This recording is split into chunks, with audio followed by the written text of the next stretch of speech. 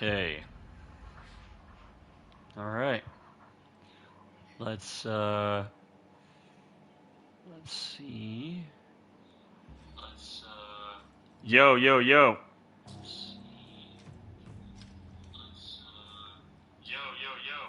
Nice. Mic check is good.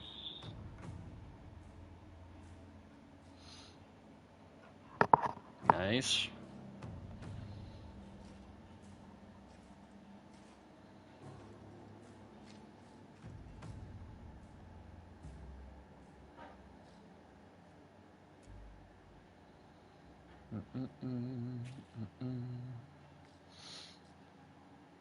Okay.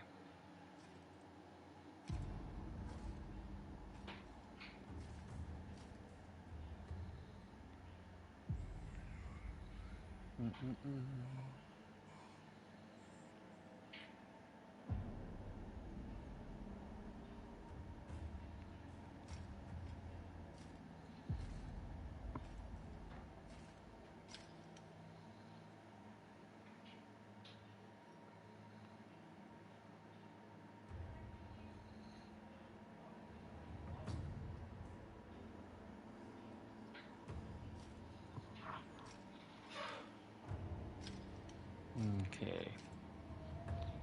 Change it to live chat. Nice. We're good.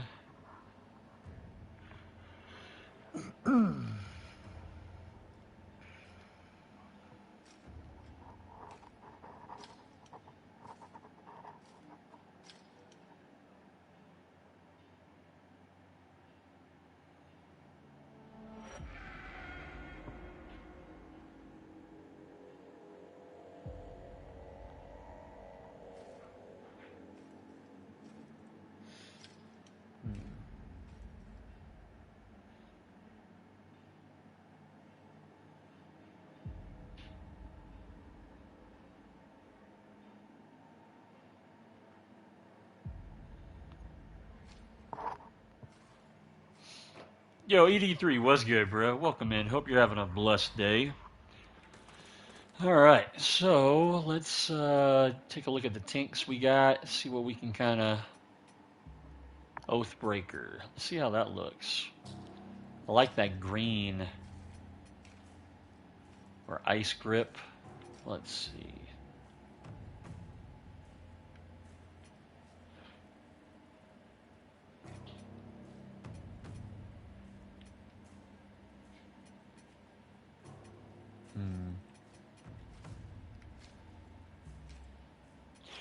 Let's see here. See how that. Whoa. I actually really like the way that looks. What is that? Hand collector? Hand collector tinked. Yeah, I do like that. That looks good. Also, I wasn't too sure about the plume, but honestly, like, I actually like the way that looks. You know what I mean? Like, that does not look very bad. Lords of the Drip. Oh my god, the fashion on this game. I've said it many times in the past, but nothing comes close in terms of fashion on this game. Like, in terms of RPGs in general, nothing comes close at all. Like, man. Okay. So, I think we're going to actually duke it out. Let's make it an easy spot. We'll just do windmill. You know what I mean? Windmill. Yo, Miles, what's good, bro? Welcome in. Hope you're having a blessed day. How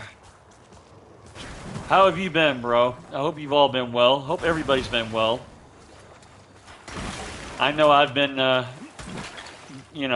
dealing with quite a bit and dealing with a lot of ups and downs lately, but here we are. We're back. You know what I mean? I'm back. Back on my grind, trying to get things situated. I hope the stream's going good too. I hope like visually, like it looks good. There's no stutter. There's no issues. It's hard for me to tell on my end because I can't really look at this screen and also, play at the same time. So that's, kind of a thing. Can't really do much in that regard. I need to rest. Also, let me put a password on. Okay. Password. I forgot about that. Yeah, it's cool. They got the rebinding systems situated on the settings, which is not bad. We'll do 22-22, guys. 22-22. And allow crossplay.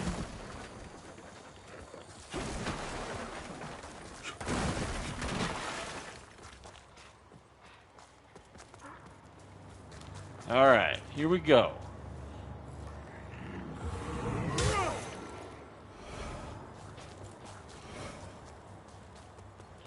Let's see how well this build does, honestly.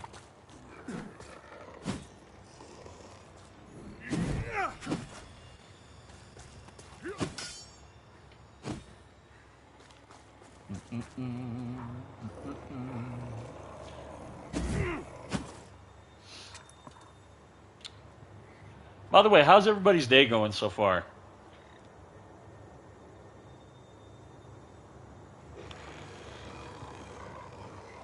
My day's, been all right.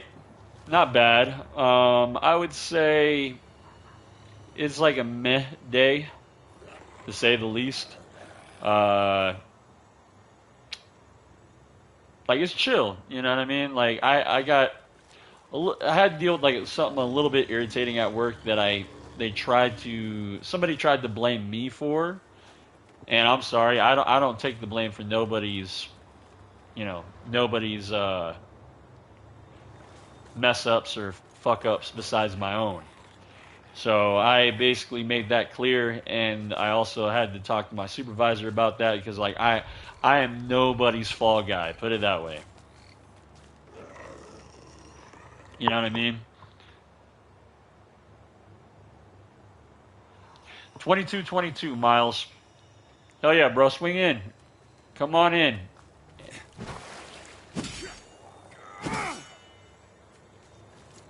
I'm down to do some PvP with anybody.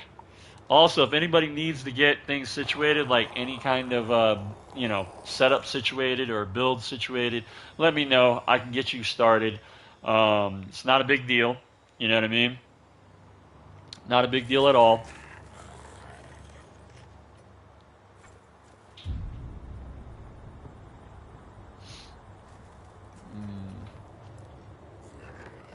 Let me restart, go back to the menu, pop back in.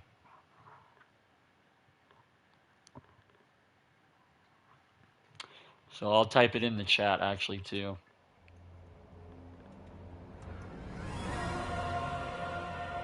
There we go. 22-22.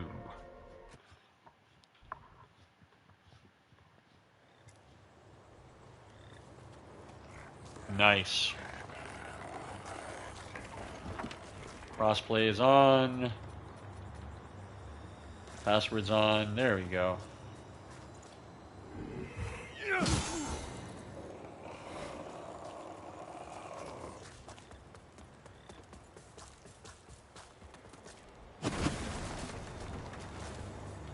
Also, I don't know what they've been doing. I know, like, what was it? There's been 2 patches that, popped up or that they dropped. There's been 2 patches that they dropped since I last played. I don't know what they did exactly. From what I hear, they fixed the issue with the boss weapon special attacks. So now in PvP, and if you're the host or not, doesn't really matter. You could use the special attacks if you if you did all the side quest stuff to be able to use them. So I heard about that. Apparently, that's a thing now, which is cool. I don't mind that. I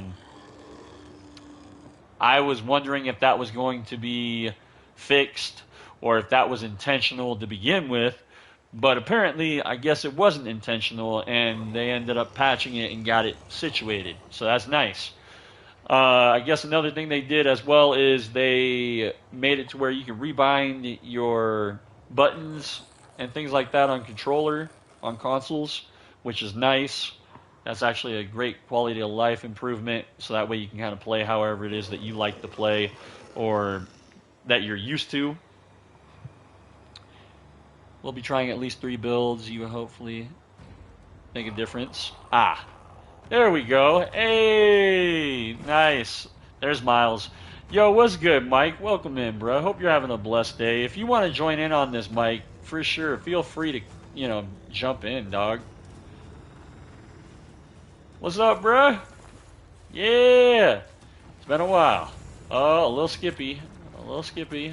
All right. How's my connection looking? Is it all right? Is it fine?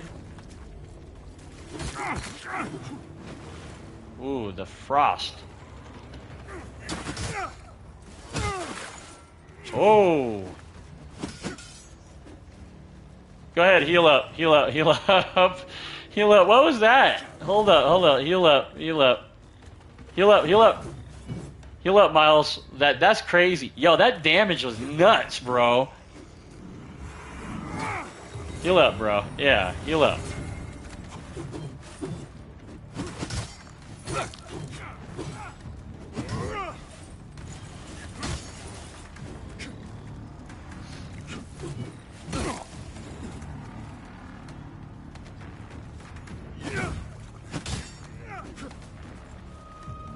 Damn, son.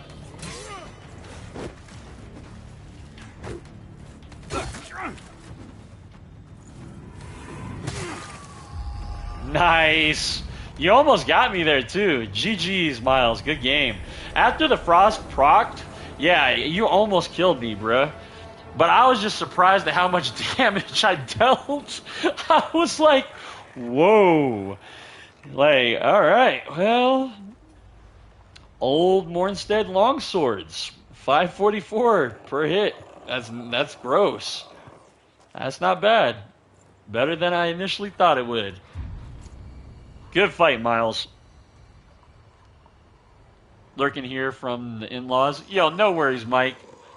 Trying to find my vid. Getting bullied by the granddaughter. Gotcha, gotcha. No worries, no worries.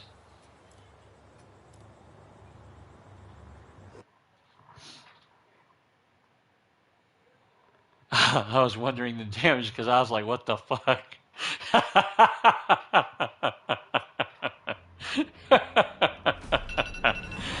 That I was super surprised about that as well. I was like, whoa, like damn. I was like, no way.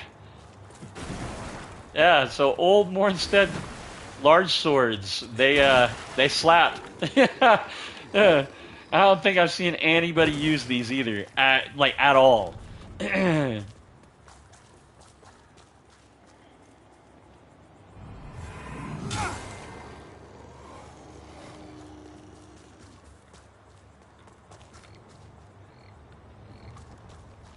Yeah, that was I was taken back by that. I was like, whoa, whew, shit. Now, all right, so let me break down the build for you guys. So, of course, I'm rocking 2 Old Mornstead large swords, plus 10. And one of them, in the right hand, I'm rocking runes that increase my physical damage while two-handing. And then I've got one agility rune that increases physical damage. Okay? Second hand, because the only time I'm going to use it is whenever I, dual wield. The runes that I've got on this one is runes that increase posture damage, 2 strength runes that increase posture damage, and 1 agility rune that increases physical damage while dual wielding. Okay. For my armor, I'm rocking Kalrath Guardsman Helm, Mornstead Infantry Armor, Sovereign Protector Gauntlets, and Sovereign Protector Leggings. For the necklace, we're rocking Warrior's Claw, of course, increases my physical damage and my defense. For my rings, I'm rocking Grayson's Ring, which increases, deals additional damage while dual wielding.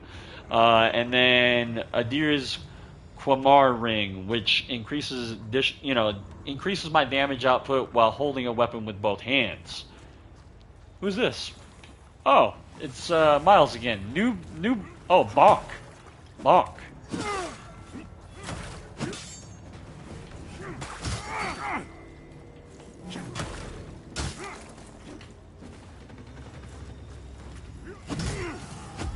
Whoa! Wow, that heavy. Damn, dude. GG's. Good game, bruh.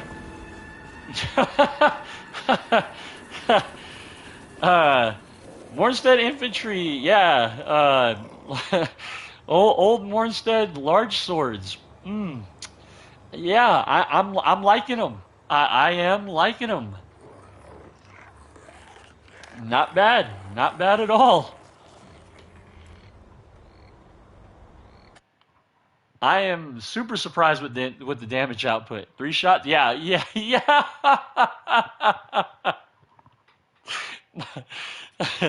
Miles, how much vitality do you have, bro?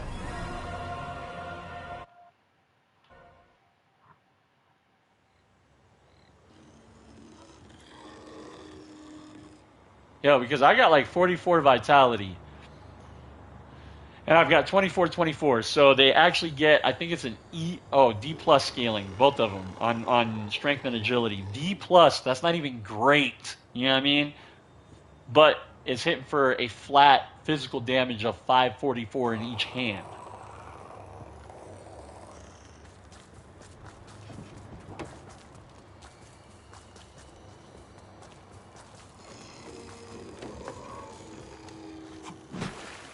That's nuts, bro.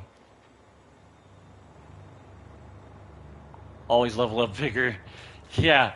Always level up HP. Yeah. That's one thing that Souls taught me way early on. Always level up your HP bar. Unless you're trying to go for a gimmicky build like a glass cannon of some sort or something like that, you know what I mean? And then in which case it's like, okay. But I would have like Tears of Denial or Second Chance if that's what you're trying to go for.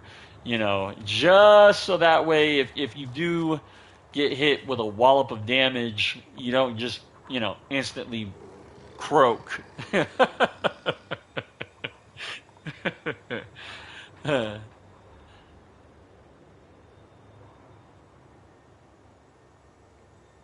solid physical's no joke. Right, yeah.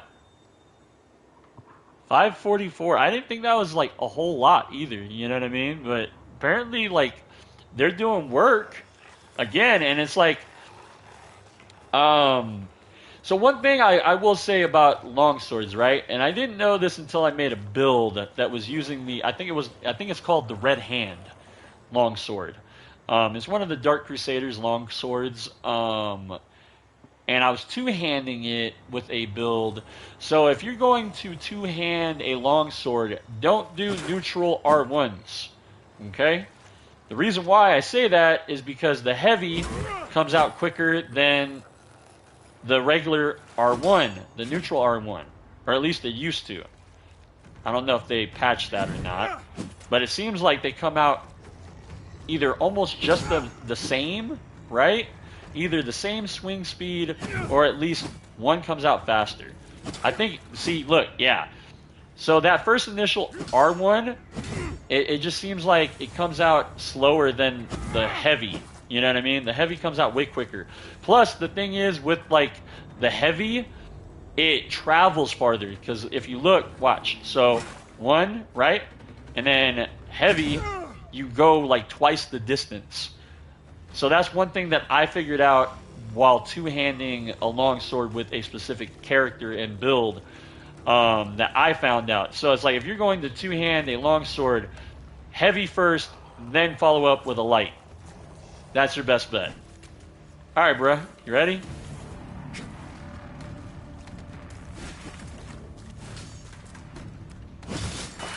Oh my God.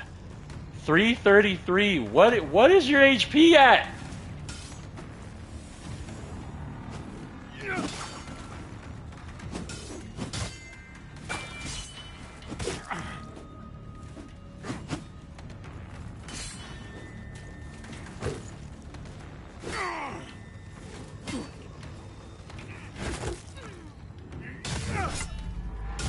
Oh, that's a cool new Grievous strike.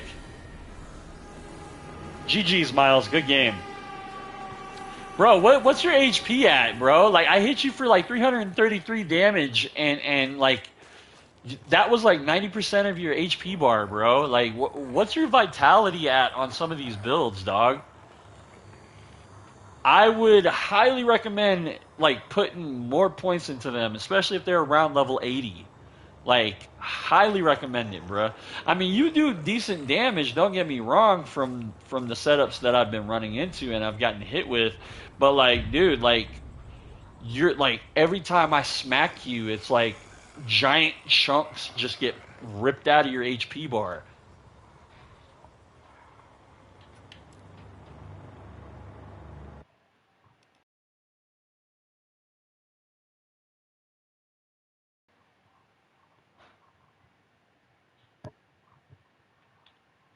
Like that's nuts.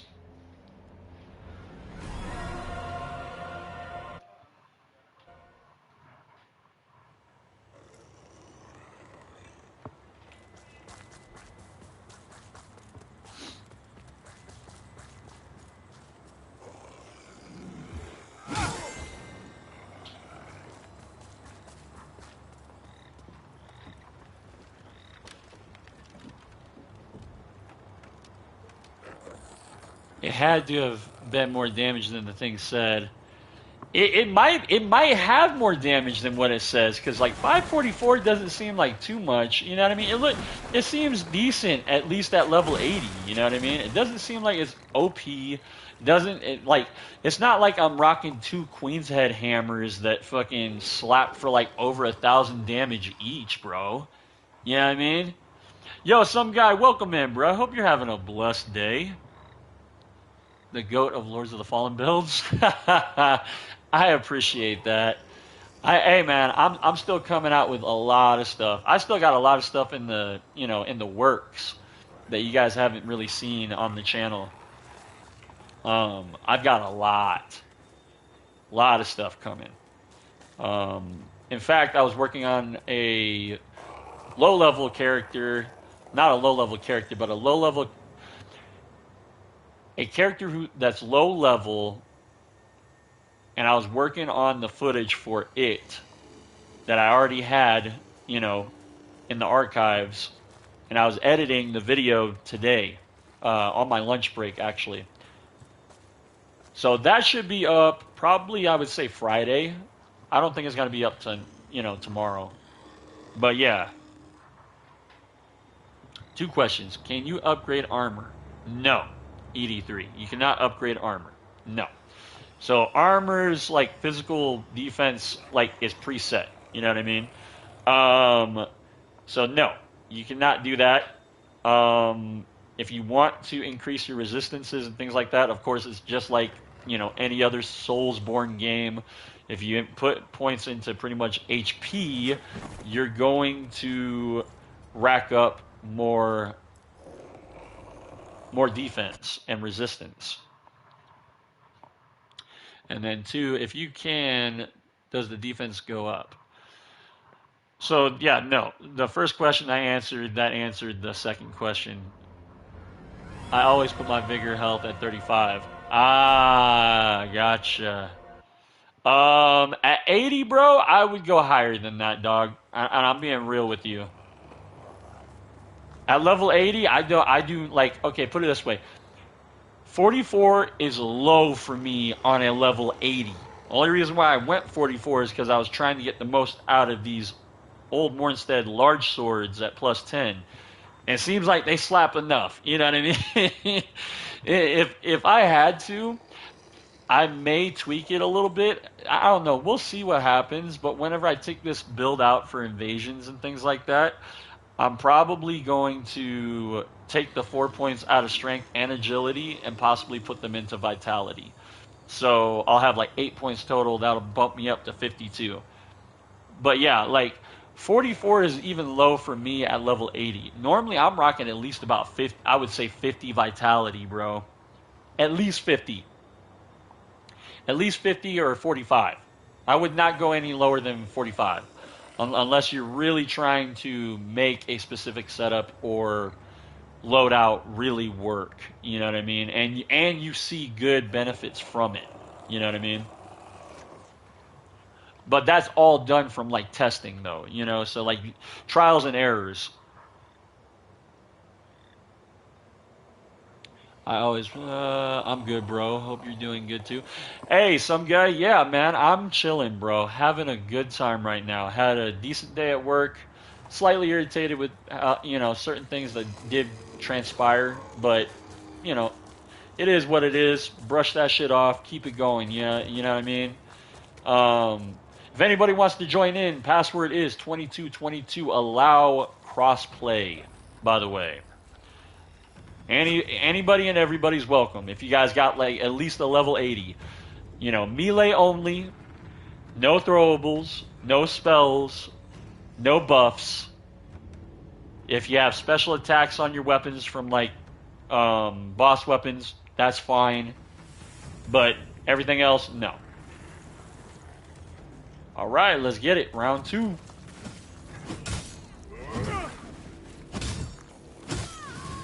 Oh my lord. Well, GG's, Miles. Good game.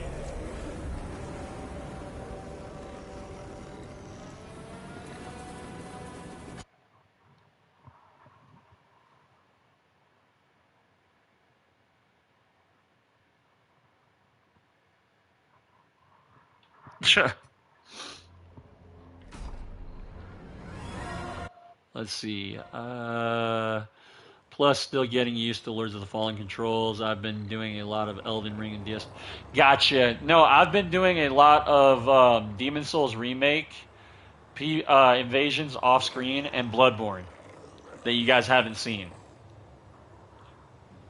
So I've been actually. This is the first time back in like about 2.5 weeks that I've really played Lords. The other day I did kind of jump on, do some like online um, co-op, and helped one person like go further in the game and whatnot to kind of help me get used to the controls again and get kind of like dialed in a little bit, since I was gone for so long.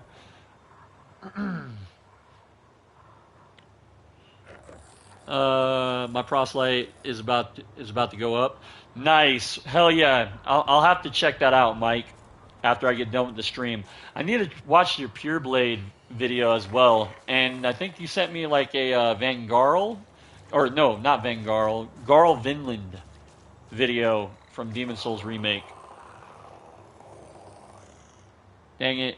So Neo 1 and 2 are the only games to increase defense and adds defense scaling. I thought Wolong did the same thing. ED3 for the build. It's a betrayed knight of a deer build, so I'm still working on the kinks. Gotcha. Yeah, I mean, and that's what this is used for, right? We're all right here. This is what this is meant to be.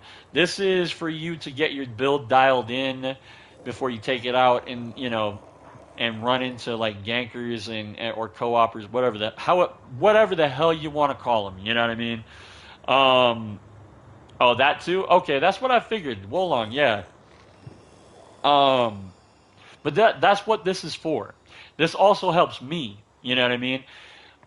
This helps me get some of my builds dialed in, and I can kind of see what tweaks I need to make and make them before I do take these builds out. On invasions and whatnot. Um, Also, like I'm learning. You know what I mean? I'm still learning, and this is a good way for everybody to learn it as well. Like you guys are learning along with me, and I like this. This is awesome. You know, and the more people that engage and bring different builds, different setups, and things like that, the better. Honestly, because then we get to see what works, what doesn't really work. We get to see like what is strong. We all know kind of like already what the quote unquote meta is for Lords at the current moment, but we get to see like other things as long as people want to use other things. You know what I mean? Instead of just fucking Pietas. That damn lightsaber.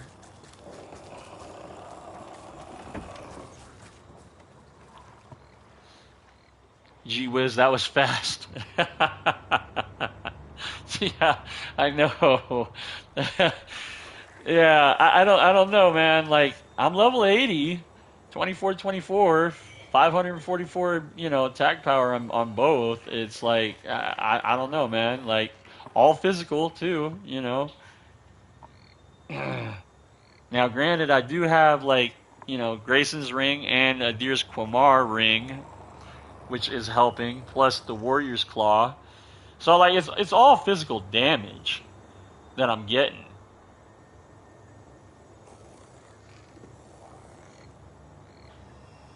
And that's nuts, really. I hit my boy Tizik up earlier, like if he wanted to, I told him I was like, yo man, if you want to jump on and get some reps in on Lords, I'm gonna be doing a fight club later. He said he was down and he wants to join and whatnot, and he told me to hit him up whenever I started and all that. But and I did, but I don't know where he's at.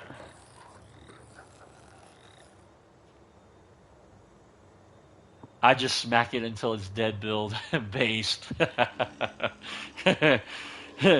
Yeah, all physical, no elemental, no fucking no status effect, just raw. She likes it raw.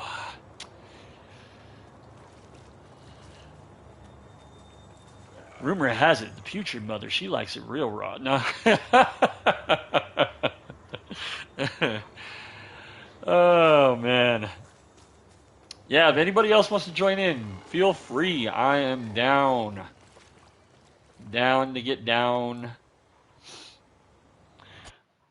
And I wish, honestly, I wish the things that transpired a few weeks ago hadn't. And the reason why I say that is because I was kind of on a roll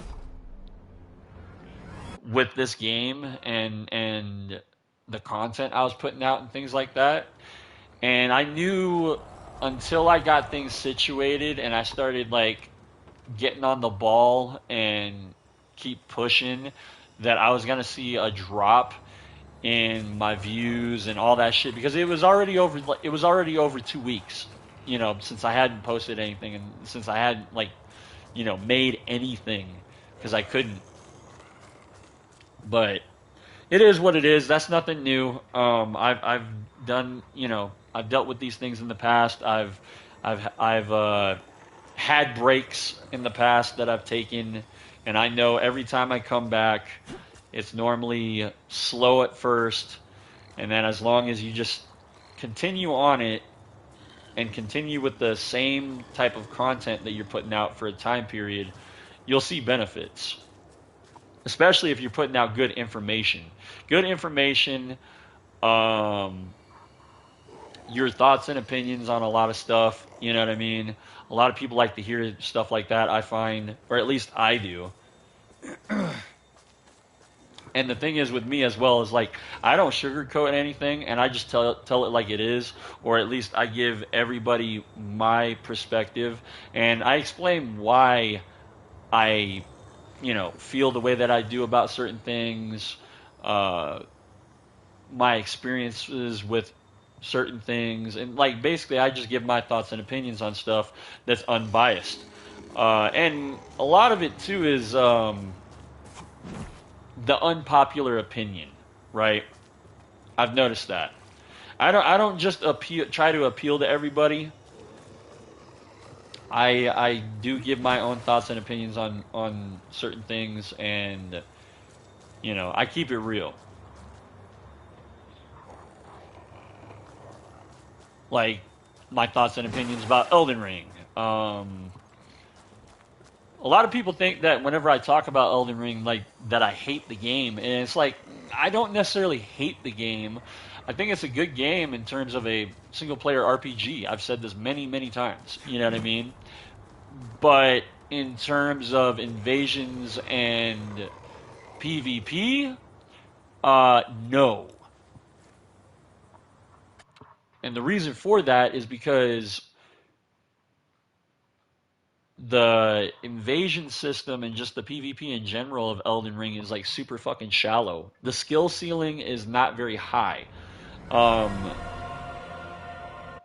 and what I mean by that is people can get pretty much almost the same amount of, the same kind of results that I get for spending 300 to 400 hours on Elden Ring, and somebody could just pick it up within, a week or like 2 weeks and hit one button and get about the same kind of results. They don't got to worry about spacing. They don't got to worry about timing. They don't got to worry about baiting. They don't got to worry about none of that stuff. That little finesse and that learning curve that is implemented in all the other older Soulsborne games. And that's just not the case for DS3, or not DS3, Elden Ring.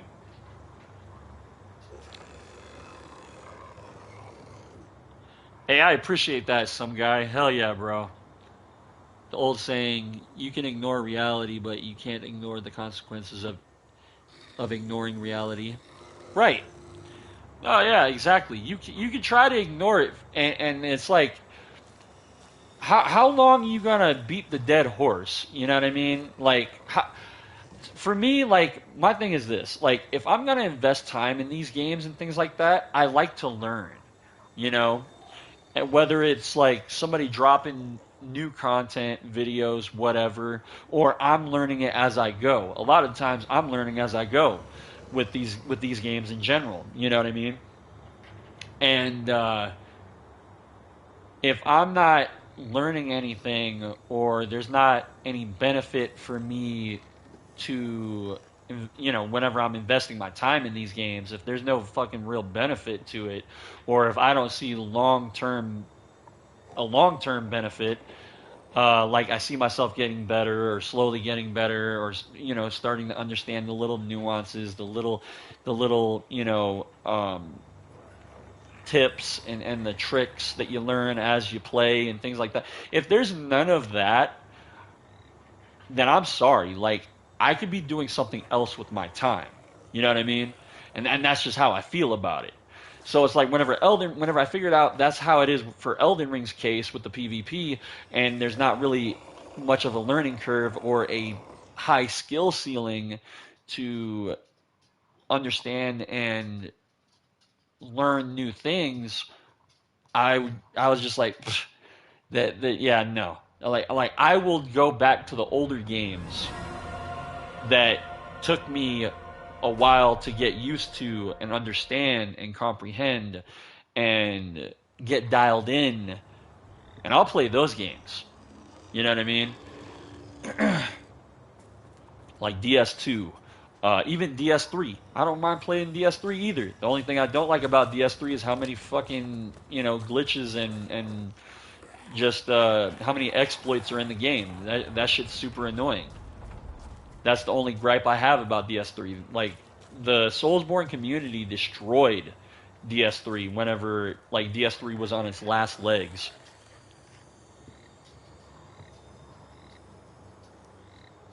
Mimic Veil trolling is the best, to be fair. I don't really care for PvP and ER though. Find it rather meh. It's shallow. You know what I mean? Elden Ring's PvP is super shallow. That's what it is. You know, there's not much to learn besides like I hit L2, I win, or who out damages who, or who drinks the flask, the physic flask that does a certain thing to give me an advantage. Like that's garbage, bro. That's shallow fucking PvP. It is, and it sucks because I wanted Elden Ring's PvP to be better than DS3, or at least different, which it is different, but different in a bad way.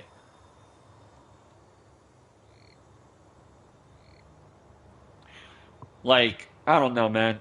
And this game, like the PvP mechanics, like, yes, don't get me wrong, everybody knows the connections are not the greatest whenever it comes to this game. However, They are working on it, like I've said in the past. Another thing too is that if you really dive into this game's combat mechanic instead of just I hit R1 and I try to just R1 mash everything to death, there's a lot to unpack. Which brings me to another point I want to discuss with you guys. I do plan on making an in-depth video, kind of like going over things that, you know, the average player or newbie just will not know. And it's more so pertaining to like PvP mechanics and just like combat mechanics for the most part. And I'm looking forward to making that, but I just don't know how I'm going to format that. It's been a while since I made a video similar to that. The last one I did, I think, was either one of my DS2 videos or it was my DS3, my offhand bonk DS3 video.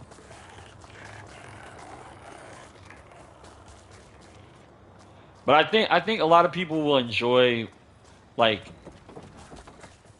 the video I have planned for like the in-depth mechanics and things like that, because it shines a light on how good and how intricate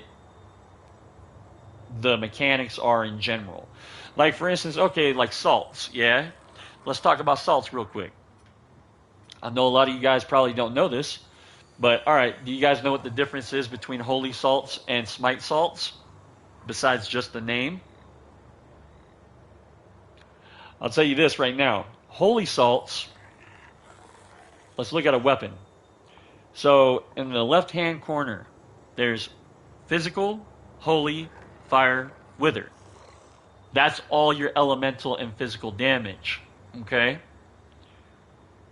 Now below the scaling, like the stat well, not the stat requirements, but the scaling of the weapons, you know, below the rune slots and the scaling of the weapons, there are the status effects. And the status effect, you know, the one below bleed is smite. Obviously, it's the yellow one. Now, whenever it comes to salts, one applies holy damage, which is elemental damage. The smite salts don't inflict holy damage to your weapon or put holy damage on your weapon. Instead, it puts smite buildup. So that's the difference between holy and smite. Now, if you want to go into even more detail, all right, let's look at fire, right? Fire salts. There's fire salts, burn salts, and ignite salts. Again, fire is an elemental physical damage. Not physical, but elemental damage. Burn, it applies burn to your weapon. Builds up burn. Ignite, same thing. It builds up ignite. So these are all three different. And a lot of people don't even understand that or aren't even aware of that. I didn't understand that until I, you know, processed it myself and thought about it and, you know, dove deep into it and tried to figure it out. And this is what I found out.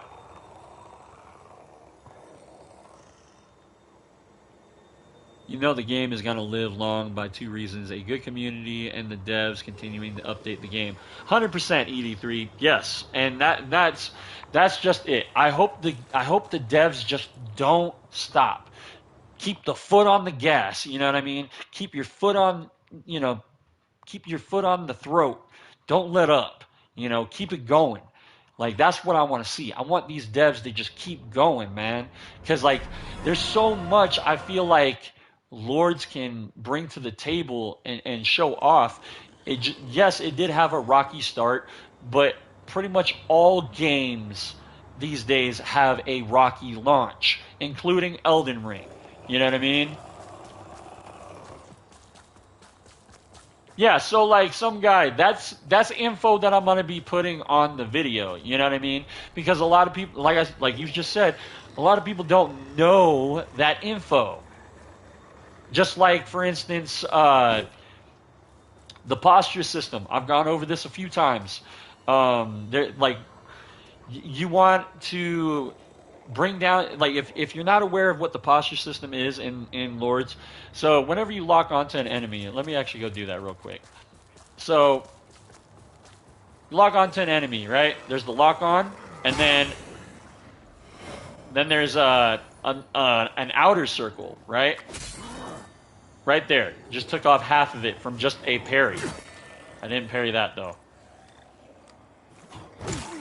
But you can reduce it by attacks, by parrying, and then boom, opens them up, right? Now, one thing that people don't know that you could do, obviously a lot of people know about the kick. That's one of them. But another thing you could do to open somebody up to a riposte, if their posture gauge is low, is throw a lump hammer in their face. If you hit them with a lump hammer whenever the fucking posture gauge is really low and it breaks the rest of that posture, it will open them up to a riposte. A lot of people don't know that either.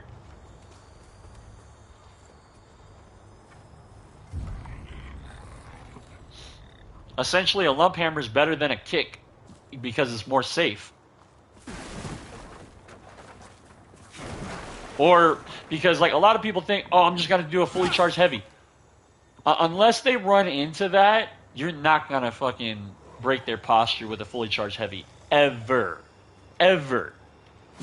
It just does not work. So, like, the go-to once somebody's posture gets low is a kick or throwing a lump hammer in somebody's face.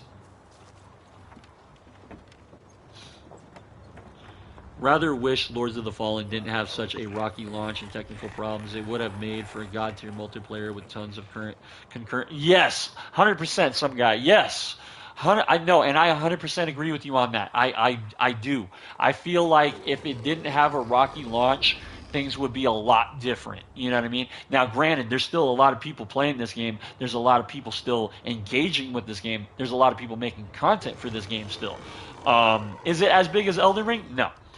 But there's still a devoted player base and community and fans that love this game. Yeah, even runes. Yeah, exactly. Like Mike said, even runes haven't really been explored much. You know what I mean? Because you got to do your own testing for the most part. I can't speak for Elden Ring PvP. All I can say is that for me, going back to play it, I was more upset with the magic spams and New Moonveil than every. Yes, exactly, Miles. It's shallow, bro. It's shallow. Know that a comprehensive video on this would be super helpful. Yeah, exactly. That's the thing, though. Like the info that I give out, I've not, or the info that I know, and the info that I'm willing to put out there, about this game. I don't see anybody else really talking about it. And I'm not tooting my own horn or anything like that, or blowing my head up or anything like that. This is just from what I know and from what I've seen. I don't see anybody else disclosing this kind of information to anybody in terms of the PvP or the invasions or any of that stuff. It's literally like, oh, I hit this, I use this build and I get this result, and that's it. Nobody's really explored, the little in-depth details about like the PvP mechanics or the combat mechanics in general. I don't know, man. Like, yeah, there's like people telling you about, oh yeah, the multi-hit attack, which, you hit L1 R2 or LB RT or whatever. You know what I mean? Like, of course, like almost everybody knows that now. Granted, I'm probably gonna put that in the comprehensive video as well, just to have it there for a little bit of base info, you know what I mean? A little bit of foundation info. But the more intricate shit, I know more stuff too. There's like a few other things like I'm going to be including in the video besides what I just disclosed like 2 minutes ago, you know what I mean? Because there's also like people think, oh, dual wielding's the go-to, right? Dual wielding's the way. No. Dual wielding is not the way. Dual wielding is not the way to go. There's pros and cons to dual wielding. There's pros and cons to two-handing. There's, pros and cons to one-handing a weapon. dual wielding and two handing are not the end all be all. I will 100% tell you guys that right now. Yo, Daniel, welcome in, bro. Hope you're having a blessed day. Skyrim, nice. Chill vibes in Skyrim, bro. Launch killed it, but there are a ton of new players. Low-level invasions are mega active. Really? By the way, what's good, Tizik? Hope you're having a blessed day, bruh. Hope you're doing well.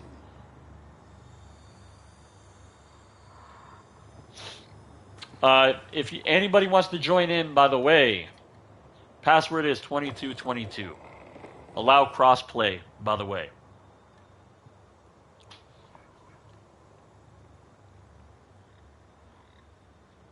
Argonian Paladin.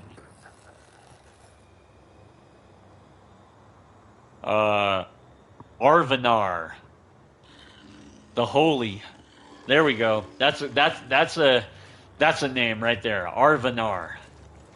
Or Arvanir.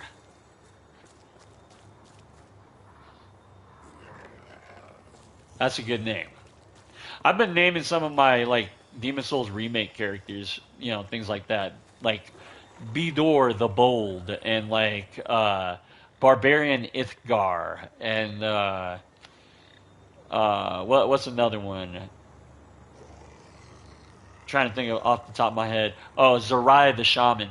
You know, things like that. Oh, okay. Here we go. Arvenar. Arvenar. Or Arvanir.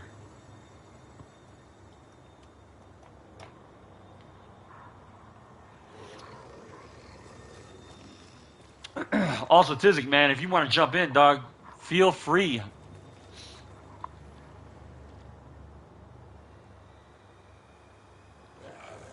Is that I will use healing spells and holy spells like Stendarr's Aura. Gotcha. I understand why they'd launch it unpolished, to be fair. I definitely would avoid releasing my Souls like very close to Elden Ring DLC or rumored DLC. That's the thing. You know what I mean? What's funny is that nobody heard anything about Elden Ring's DLC until Lords launched. Did you notice that? Literally the day that Lords launched. Oh, there's a leak. There's a leak about the Elden Ring DLC. It's like, oh, there's a leak now, huh? Because you got somebody swimming in your pool with you, huh? Really? Uh-huh. Yeah. I just thought that was funny.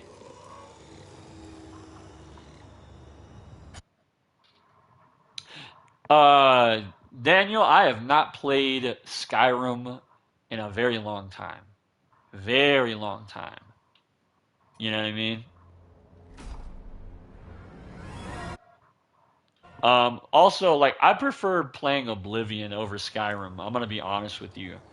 Because at least with Oblivion, there's still like, you know, there's still some challenge. You know what I mean? I feel like Skyrim was just too damn easy.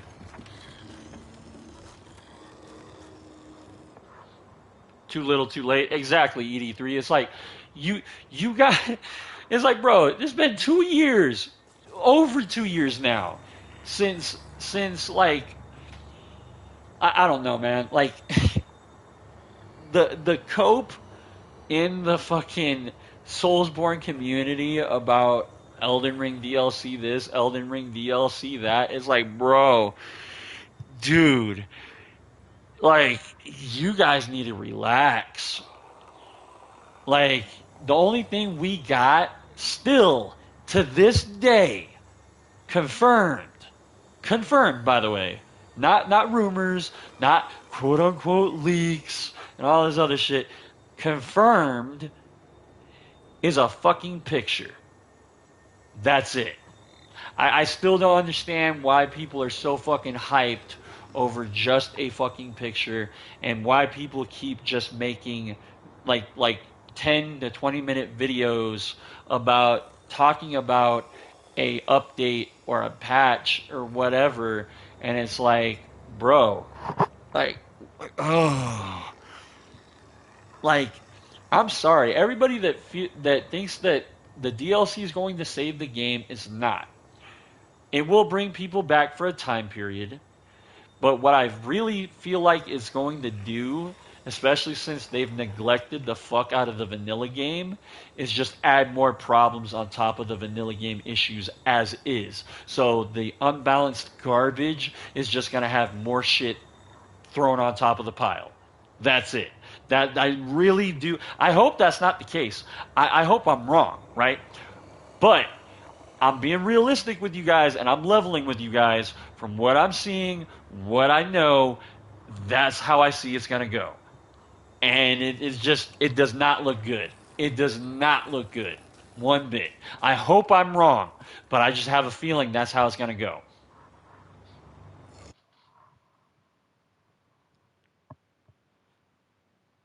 Honestly, I don't know how anyone still plays Skyrim. Eh, I mean, it's like, more like casual fun, ED3. It's not bad. I can't really play Skyrim though. You know what I mean? Like I don't know. Like that's just not my thing. Rocky Launch killed Wolong too. Yeah, yeah, no, and I agree with you on that one, Tizik. I was there for it. You know what I mean? But again, I don't understand why people. Well, I know why people were upset because for one, people that were trying to play it on old gen consoles were having a horrible experience, and not to mention the PC players, like if they didn't have a really good PC, they were having a lot of issues apparently. Also, go ahead. Yeah, there we go. There we go. Nice.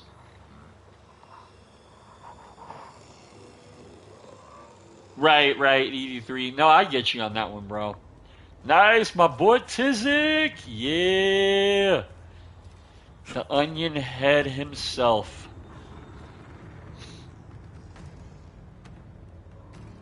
You create an AoE around you. That aura does something called sun damage, and the AoE around you lasts 60 seconds, and the fire on enemies lasts much like 10 seconds. Oh, okay. Gotcha, Daniel. Gotcha. Unless they up the player count in Covenants and Elden Ring, I'm not interested. They're not gonna bring. They're not gonna bring Covenants, bro. You know they're not, Tizik. I mean, Miyazaki flat out said that fucking early on, bro. Like Covenants are not gonna be a thing in the game, and I still, don't think that they're going to add that with the DLC.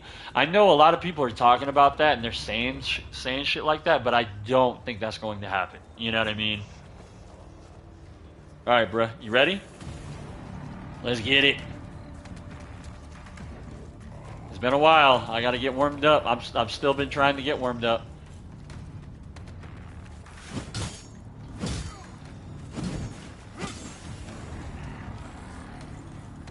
Oh, damn.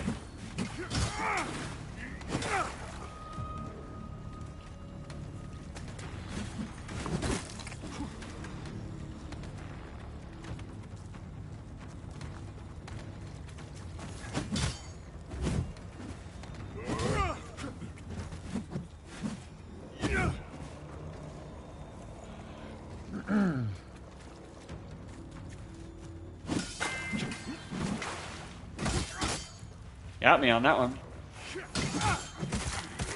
Whoa! Woo!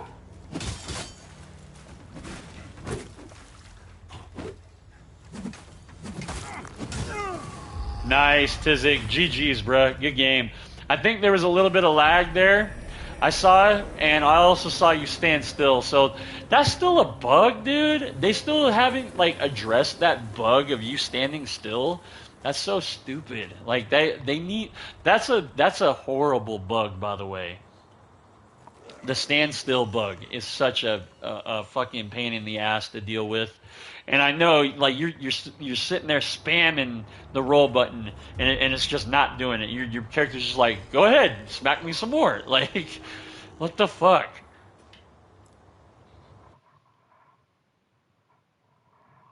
It's like hit me harder. Go ahead.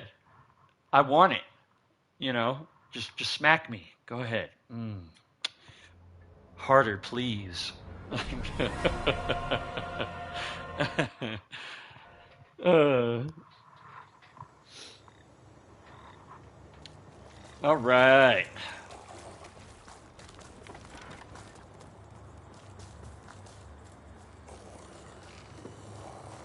How's the stream been going, by the way, guys? Everybody who's been watching, like, is it all right? Is there any stutter, any issues, like at all?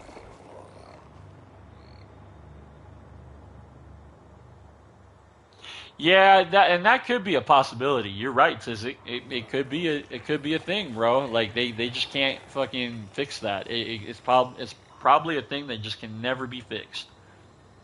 Going smooth. Nice. Nope. Nice. Hell yeah. That's good. That's good. I was curious how, and this is like basically the trial run. You know what I mean? This is to see if my connection's like worth a damn, to get footage, or if I can, or if I got to try to figure something else out. You know what I mean? But I did end up getting the same package that I had at the same place I was staying at before I moved. I also have a, what is it? My new roommate has a better, I don't know if it's a router or if it's, no, yeah, it's the router. He's got a like $150 router as well. So like it amplifies what's already there. See, that's the kind of like, are you 125 by the way on that build, Tizik? I think you're 125. That would make sense as to why like my damage output wasn't that great. Or maybe Miles's like builds were just, really, really low. I mean, I know Miles said that he was sitting at 35, but still, dude, that's like the damage I was doing to Miles was fucking nuts. I was like, wow.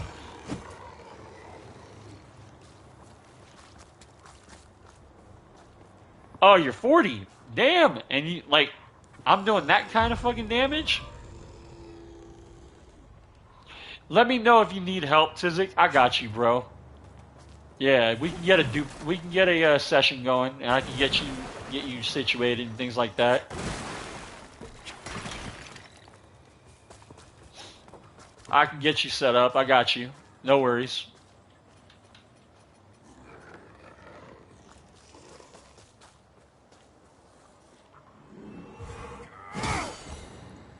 Yeah, damn, how much is your vitality sitting at that on that level 40, Tizik? Are you sitting around like maybe 30, or are you sitting at least over 35, or like what?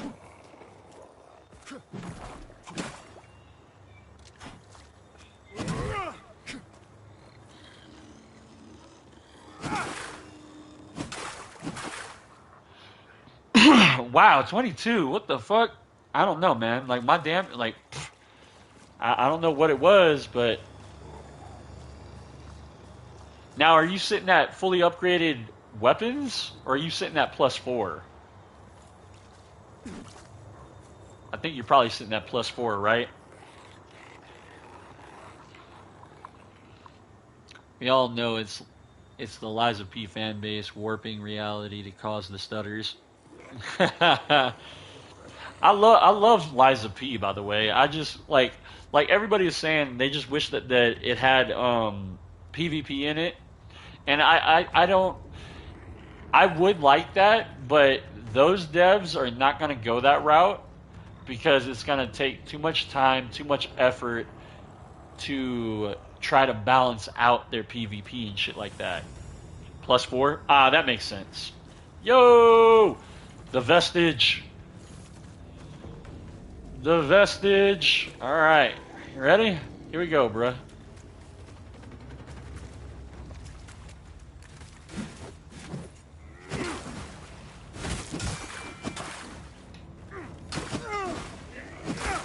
Whoa! Oh! Damn! Okay. Okay. Oh. Oh, yeah, I'm dead. Nice. Nicely done. I thought you were going to come in on it. I should have figured that you were going to fucking hit me with the special attack. Let the butterflies go away. Fucking hell. Alright. Alright.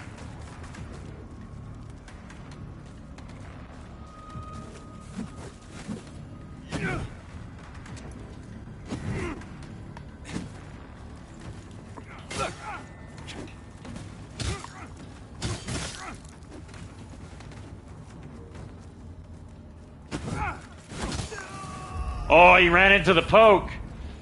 GG's, Tizik. Good game. Hell yeah, bro. You got me the first time.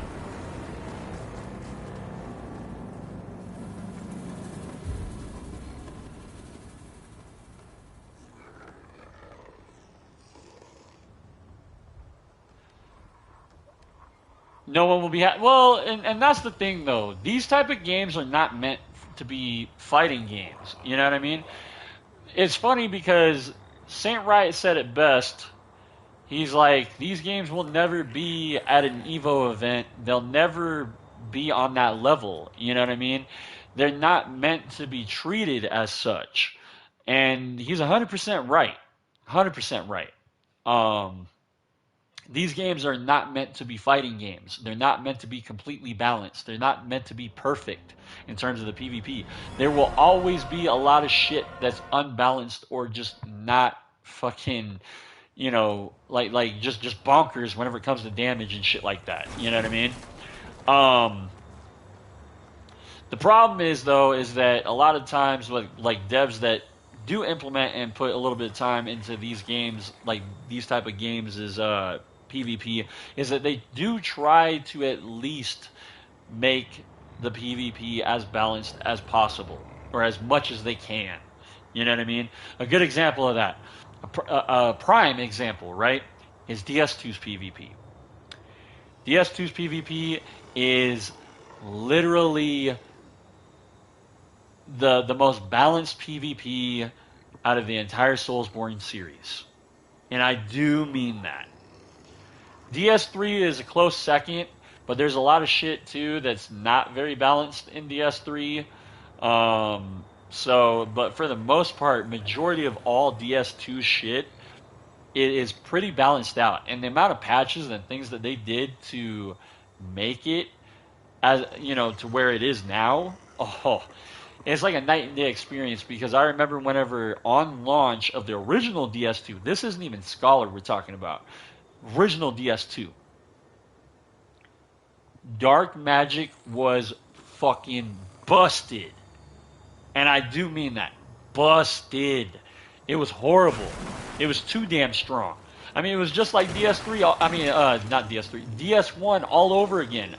Everybody was like, "What the fuck? You guys didn't learn from your last game. Like, come on, you know." And then they balanced it out. They got it situated. Now, granted, yeah, is Dark Magic still strong? Yes. Is it as strong as it used to be? Absolutely not. It's nowhere near. Nowhere near. This Tizik Phase 2 goes hard. Yeah. Tizik's a sweaty. Tizik's a sweaty. Also, if you guys are not aware, Tizik is actually Alpha Dread in the chat. Yeah, let's get it, bro. Yeah.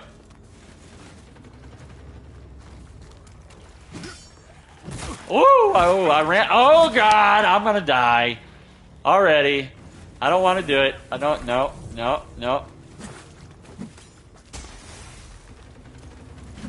I'm dead. No, I'm not. No, I'm not. I'm surviving.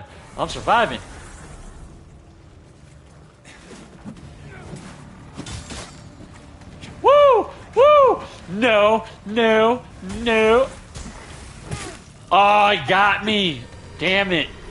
I ran into it. I tried to space it. Good shit, bro. Good shit.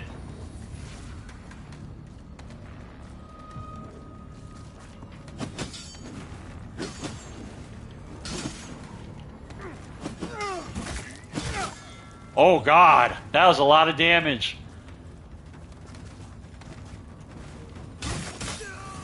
Nice. GG's, bro. Good game. You got me big time on that first round. 100%.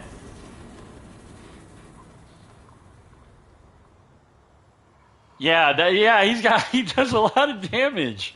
He does a lot of damage. And then I hit him with that multi-hit attack right there, and then it kind of evened the playing field in that second round.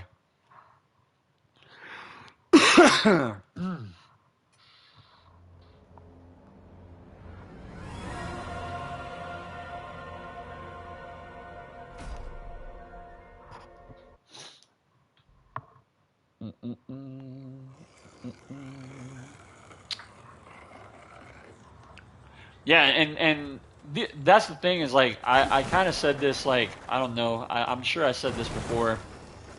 I don't know if I made it on a post or if I said it on a stream or what, but I want to at least do like a fight club once, maybe twice a week at the most, at least once a week on Lords to kind of keep the PvP community alive.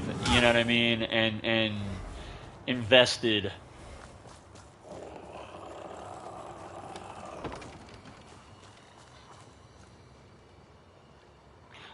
Stronger as the longer he's in Umbral.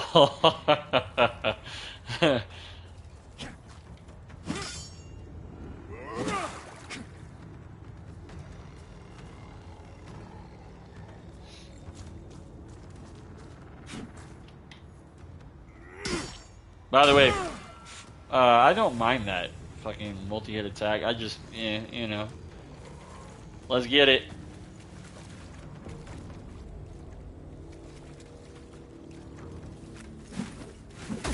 Oh, I walked into that. Walked into it. That was a lot of fucking Umbral damage too. Oh, shit! Oh!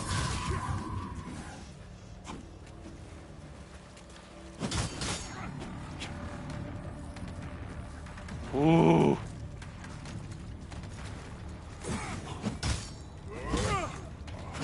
Oh! Oh!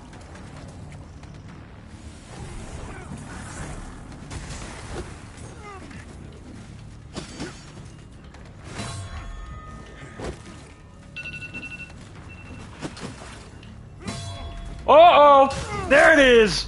And my alarm was going off. Oh, that was a sweaty-ass fight. Damn, GG's, Tizik. Good game, bro. J.E., welcome in. Hope you're having a blessed day. Also, if anybody wants to join in on this, the password is 2222, and you just got to allow crossplay. That's all you got to do. And then hit slaughter. Awesome fight, Tizik. That was dope, bro. Damn good fight, dog.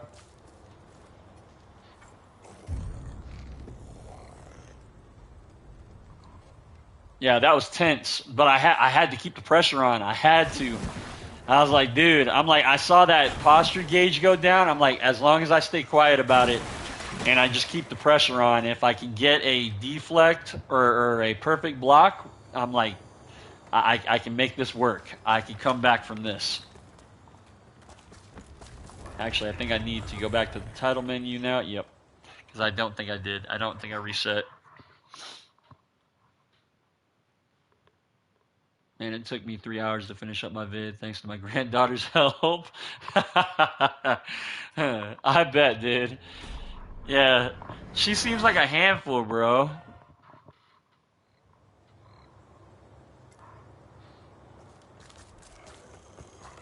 She definitely seems like a handful.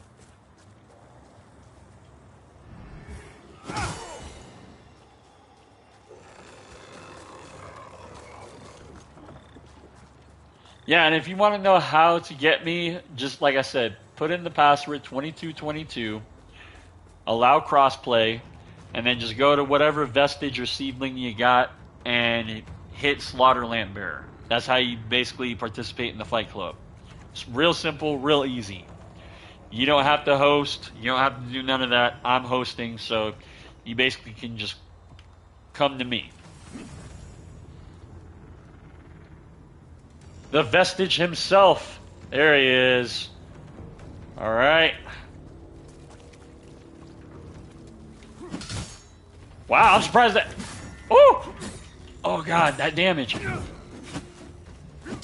Oh, good shit. You spaced me. Damn, bro. That was a surprise. Nice. Good shit, bruh.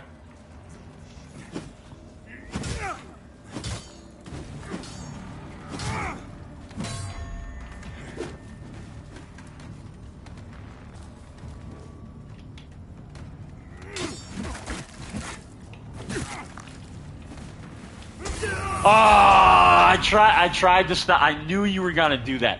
I knew you were gonna do that, Tizik. I knew you were, bro. That's the reason why I was on your ass. I was trying to make you not do it. I was trying to not let you get those off, bro. GG's. Instead, I ran right into him. Good fucking fight, dog.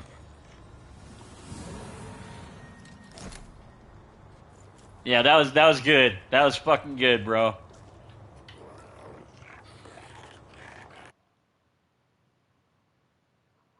Had to stand up.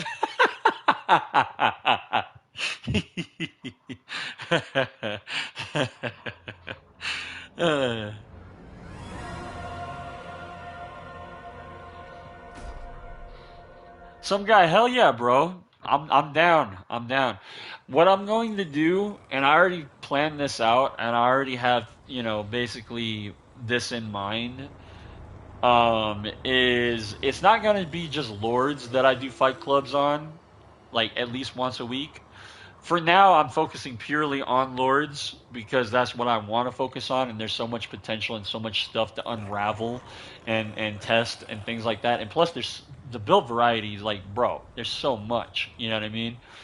Um, so lords is like my primary focus currently, but I want to jump back and jump on DS2 at some point during this year and do and host DS2 fight clubs on PlayStation. So if any of you guys got, PS4 or PS5s, let me know because that's basically where I'm going to be jumping on. I don't have a PC, so that is a thing. But if you got basically DS2 on PlayStation, I'm more than down to jump on DS2 and host some fight clubs later in this year, of course. Same thing with Bloodborne. I'm down to do that as well. And of course, even Demon Souls Remake as well. If anybody has Demon Souls Remake, let me know. I got you. Like we'll put something together. Because I've been playing that quite a bit as well off screen. Trying to think of what else. I do have DSR. I don't have it for PlayStation. I've got it for Xbox. But I suck at DSR. DS3, I guess I could do a fight club for DS3 as well, but just I don't want to run into anybody who's doing any, glitches and exploits and garbage, you know what I mean? Or have anybody pop in and think that's A-okay and things are fine.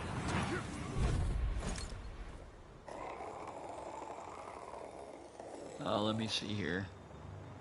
Would be dope. That wither damage is actually scary. Yeah, right? It was an all or nothing moment. LOL. Yeah. So yeah, I mean that's what I plan on doing because I was like, you know what? Why limit myself just to doing lords, fucking fight clubs whenever I could basically jump on all the other games that I have as well? You know what I mean? Also, hey, even Salt and Sacrifice. If anybody has that too, I'm more than willing to host on that as well and fight you guys on that as well. So like again, if you guys have PlayStation, like a lot of what I just said, you'll be able to participate in. Really, actually, pretty much all of it. Lords, however, like the one thing Lords did good, and I feel like nobody talks about is the crossplay. You know what I mean? Yo, Coda, welcome in, bruh. Hope you've been well. How have you been, dog? Yeah, I hope you've been all right, man. I know it's been a while since I heard or seen you. What have you been up to, man? Still jumping on DS2? I was just talking about, just with chat here. I was just discussing with them and telling them and letting them know that this year I'm pretty much going to be doing fight clubs for, you know, DS2, Bloodborne, and even Demon Souls remake on the channel, not just Lords.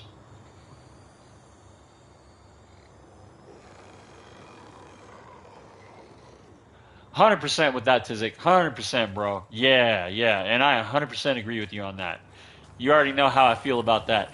The one thing I like about Lords' invasion system is literally the fact that it's like a death match. Once you go in, nobody can backtrack, nobody can progress forward.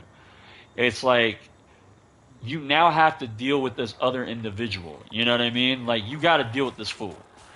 Um, and if in my case, because I'm the invader, it's like I come in and I'm not leaving until I either get killed or I slay everybody that's in the world. You know, the two people that's in the world or the one person that's in the world. And I like that. I love it. I love it. I hope they bring that back in the sequel or whatever. I know that there's rumors about the sequel. I still don't know how true that is. I can't really say if there's really a sequel. There's rumors, which is I am for it, but I feel like they need to get this game situated. I mean, they're working on it, obviously, but they need to get this game situated before they start focusing on any sequel, bro. Period. I don't care what anybody says, because my thing is this: if I see that you guys are determined to make this game shine the way it should have shined originally on launch and things like that, and you guys get it up to par, then I 100% will put my money out there for the sequel. I will literally pre-order the damn thing. You know what I mean? Like I will have it on launch. But if that's not the case, and they do it the opposite, well, then it's like, then I'm just gonna wait till fucking I see what's good with the game before I invest my money in it. I mean, obviously, I'm still going to spend money on it, but I don't want them to leave this game in the dust entirely and try to fucking go for another cash grab. You know what I mean? That's not what I want to happen. I'm not saying the devs are going to do that, but that's not what I want to happen. I just got a new PC after the old one was dead, so I'm actually on DS2 now instead of just making builds. LOL. Nice! Hell yeah, bro. So you're actually playing. Nice. Single host invasions is a big dub as well. No, and I 100% agree with you on that one as well, Tizik, because the fact that you can invade solo hosts, just like I'm all for it. I don't mind it, honestly. Doing some solos, I did not like the fact that they took that away in Elden Ring. I thought that was a bunch of bullshit. I thought that was casual catering. Especially if you're going to pop a rune arc or whatever and have those benefits. I feel like there should be a repercussion to those benefits, like any other Soulsborne game. Why is it that you guys just started casual catering on Elden Ring all of a sudden? Like, what the fuck's up with that? You know why? Because of the money. And I'm just saying this now. Let's put on all of our tinfoiled hats here, our pointed tinfoil hats, because the aliens are real, and flat Earth is a thing. No, but seriously though, it's like I feel like after the success of DS3, and they got the player base that they did, Elden Ring skyrocketed. You know what I mean? It jumped massively. and they catered to so many bad players that never played a Soulsborne game before Elden Ring. And yes, Elden Ring is challenging, but there's so many things that the host has at their disposal that makes the game fucking easy and or light work for them versus the older games. So it's like that, I don't know. That's my thoughts on it, honestly.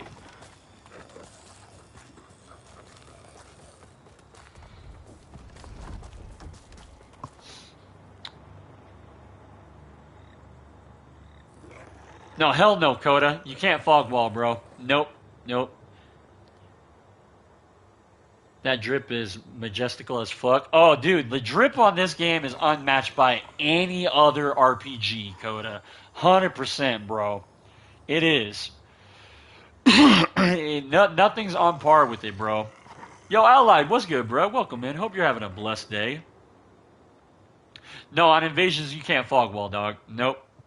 Dev seems super focused on doing just that though, with all the updates. So we'll see. Right, right. Some guy. Yep, yep. No, and I hope for the best, bro. I really do. And I love the fact that they're taking care of a lot of shit and they're cranking things out. You know what I mean? Like for real. I really like that about these devs. They're putting in the work. You know what I mean?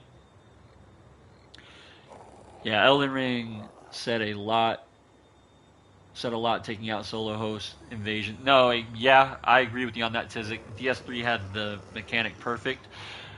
100% agree, Tizik. 100%, bro. If somebody embers up in DS3, you're basically able to be invaded now. You can do online play, which is fine, but you're able to be invaded now, which should be a thing. There should be repercussions for it. Casual catering started with DS3 for sure. No, and I agree with you on that, Coda. 100% agree. 100%. Elden Ring is just the logical conclusion of where DS3 was going. Yes. Yes. Agreed. 100% agreed, bro. If the world is flat, then why do animators draw women with amazing mountains? Yo, Dion Gandhi, welcome in. Hope you're having a blessed day. Drip is 200. They went too hard. Ember up. You asking for it, bro? Right? If you have a friend on PS5 and me on Xbox, can we? Yes, yes, you can. Yes, Dion, you can. 100%. You like all you got to do. All right, so all you got to do, I'll show you right now to answer that question. If you're on different consoles, does not matter. If you're on PC, does not matter. Same thing if you want to do PvP, does not matter. What you do is you put in the session password, okay? Have each other match. And then you just hit allow crossplay. That's it. You got to allow crossplay. Put yes. After that, what you do is you go to your vestige, say you're the host, okay? You then hit beckon lamp bearer. You can't hit beckon friend because you're not on the same console or the same platform. So you got to hit beckon lamp bearer. If you're trying to be summoned into somebody's world, you hit accompany lamp bearer. Now, mind you, if you've been on the game for a while and you haven't done any online activity, you might want to restart your game entirely. And both of you and your friend, restart the game entirely, boot it back up, and do this process that I'm showing you. And then you guys should sync up, no problems. And the co-op is seamless, by the way. Even when both of you die, whether you get invaded or you lose to a boss or whatever, you don't get returned back to your world or anything like that. You're in your boy's world until you decide to leave. Or you run into an issue and fucking it kicks you out. Like, basically a connection issue.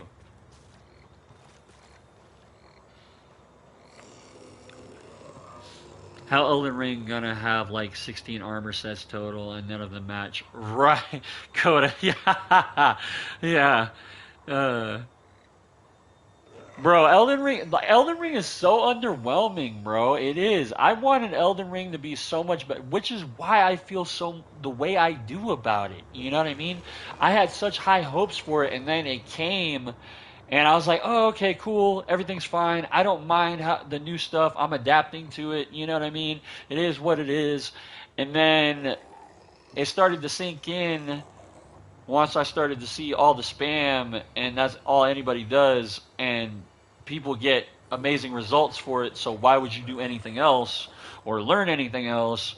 So that's whenever it started to sink in. I'm like, this game's PvP, or at least the invasions or whatever, like it's super shallow. You know what I mean? Like, no. Not to mention there's the AFK farming and the bullshit and all that, bro. Like it's just eh. And then on top of it, what really put the nail in the coffin for me with ER was the neglect on the patches. Honestly, that was the nail in the coffin for me. I was like, nope, this is bull. After like 9 to 10 months of me playing the game every fucking day and seeing the neglect that From Software did to ER, I'm not happy. Period. That's putting it lightly. You know what I mean? Uh, Earth is flat. My shit don't roll away when I drop it. I was on ER earlier today. I was totally butchering inputs. I bet, Mike. Earth isn't just flat; it's infinite. Because that sounds cooler than being round. Word. I was so confused. I was trying to play with my boy. Yo, Dion, no worries, bro. I got you. Yeah, you think the game's fire? 100%, bro. Like everybody in the chat pretty much feels the same way. You know what I mean? Is there like some shortcomings with this game? Yes. Is it perfect? No. Does it have potential? Absolutely. You know what I mean? Yeah, for real.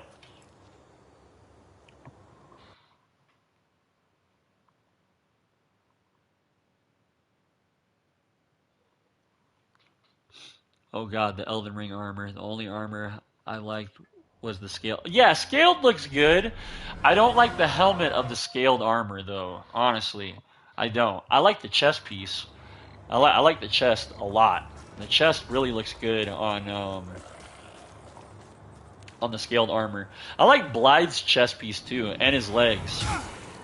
But that's really it though. You know what I mean?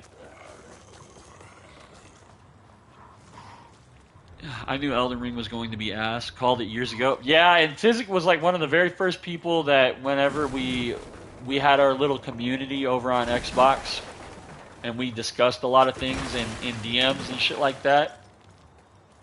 He was the first one to say something. I was like the second to say my concerns whenever it came to Elden Ring's like invasion systems and mechanics and shit. If it was made by some indie team. Yeah, exactly, Coda. But it would be and I agree. I do agree with you on that because I hold From Software to such high standards, and the fact is that they let me down whenever it comes to Elden Ring, and that's the reason why I feel the way that I do. You know what I mean? That's the reason why I feel so harshly the way that I do. You know, best armor had to be the Banished Knight set, and that big ass mushroom tunic. Elden Ring drip is the worst. Minus 200. Facts. I could have used some help with Pieta for the first time. Laughed my ass off. Shorty whipped my ass like 20 times. uh, yeah, I mean, yeah, no worries though. Hey man, like I said, don't forget to like if you're having issues connecting with your buddy, with your boy, or anybody for that matter. Um, don't forget to restart your game, Dion. So, like, we found that out, me and my little community here, and even people in my comment section of my videos and things like that, found out that sometimes if you stay on too damn long on the game, and you don't do any online activity, the game puts you in basically limbo. It basically prevents you from even connecting to anybody, which is why everybody's like, I can't connect to anybody. I don't find anybody. I don't have, I can't get invasions or whatever. That is the main factor. Just restart your game. Either go to the main menu like I'm doing, or completely close the application entirely, jump back on it. Although, also, Tizik, are you trying to invade, bro? Are you getting me at all, or is there issues? I know we're having a lot of good talk and discussion and things like. There we go.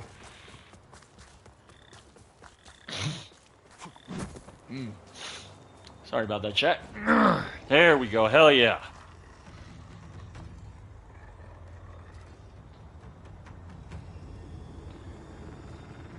I wish I found you soon, Alpha Dread, because you were spot on.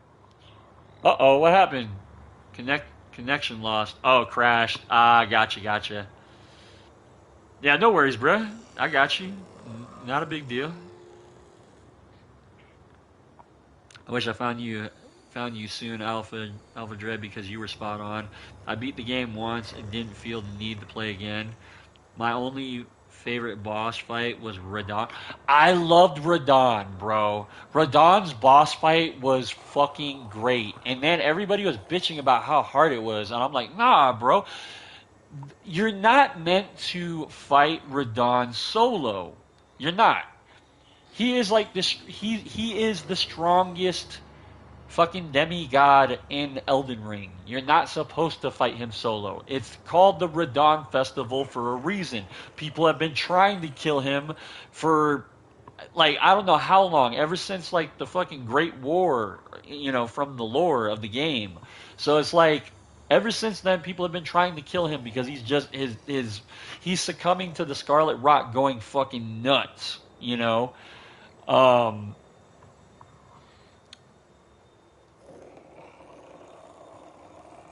It's like, that's the reason why you're supposed to fucking have, like, multiple people, come in to help you. That's the reason why there's all the NPCs and shit like that. You know what I mean? Like, there's a reason for that. With the lack of patches in ER, I doubt the DLC, if it exists, would redeem any of the issues anyway. I can see a sequel announcement being more likely, though. They're not gonna make a sequel, some guy. And here's the reason why. Miyazaki does not like to make sequels on any game. We're lucky that we saw 3 games titled Dark Souls. Honestly, we are. And that was only because fans wanted it so badly. They wanted the sequels so badly. And I'm so glad that they made the second one and the third. I mean, granted, yeah, DS3 is more casual catered than, it was the most casual catered game at the time. But still, loved DS3, loved my time with it, loved my time on it. It was a good time. I invested... At the beginning, I invested more time in DS3's PvP than DS2. Now I can't say that because I've invested way more time in DS2's PvP than probably any other game. So, yeah.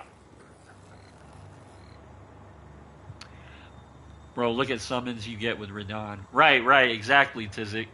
It's too late to fix Elden Ring's issues. If they did, too many people would bitch, and it would just be bad PR.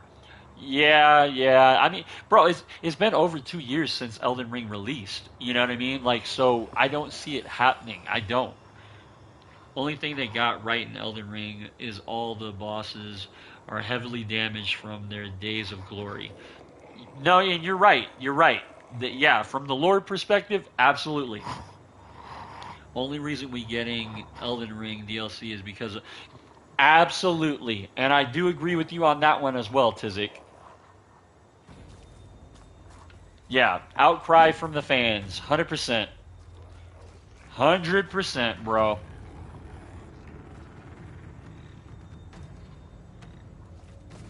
Yeah, and if anybody else wants to join in, like I said, password is 2222.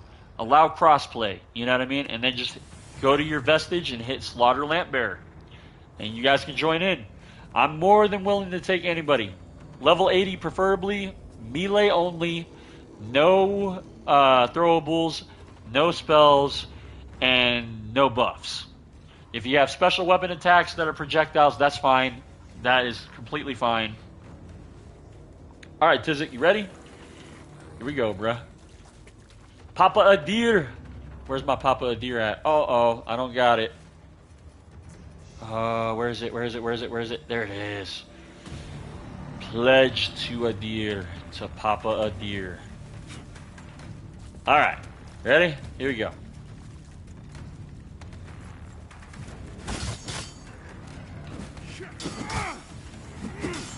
Whoa, you ran right past me, bro! What? Was that lag or what was that? Like...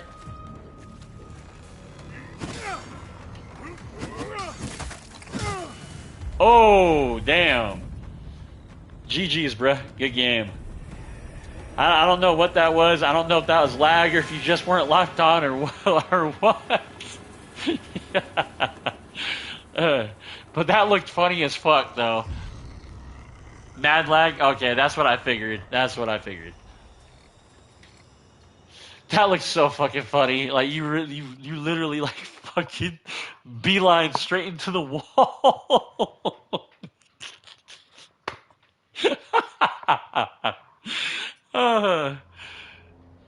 Yeah, that was super funny.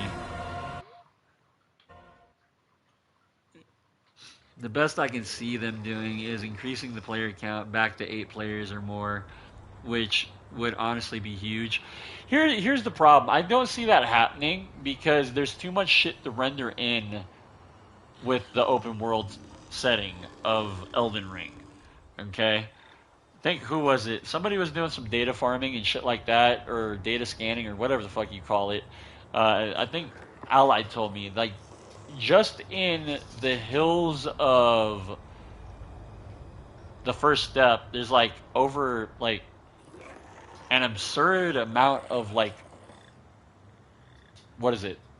Grass leaves for just like the amount of data that's on the grass alone is nuts and stupid. You know what I mean? Like, it's ridiculous.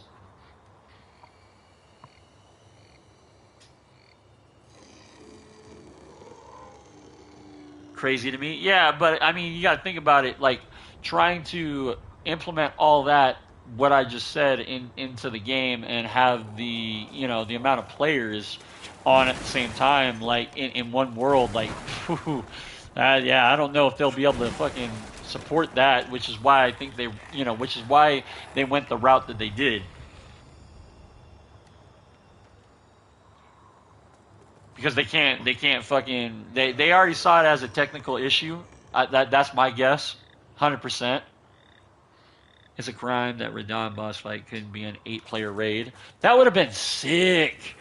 ED3, that's a dope concept, bro. 8-player raid on a boss, bro. Like a fucking WoW fucking raid boss or some shit. You know what I mean? Like a dungeon boss. That would have been sick. Allied! Fuck yeah, bro. 22-22. My boy jumping in. Let's get it. I know Allied's got his level 80 situated.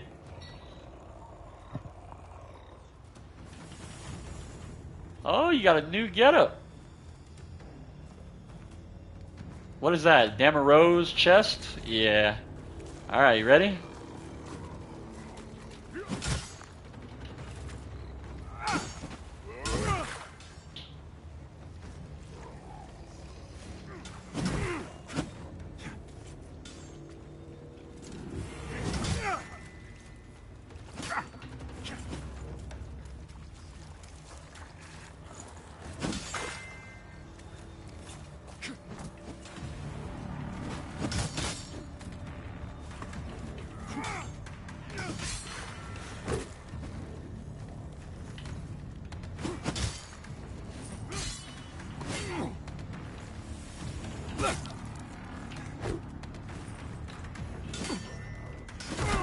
Oh shit!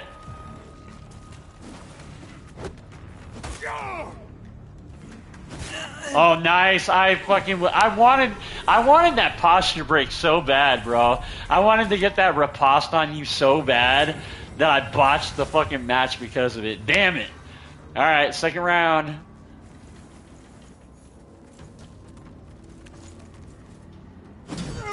Oh, I walked into that.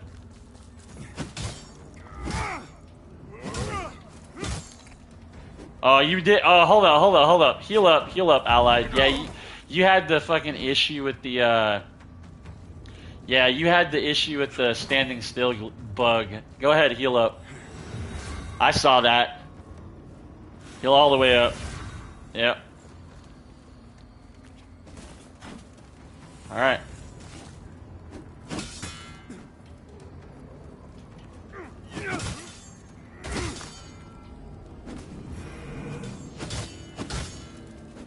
Ooh.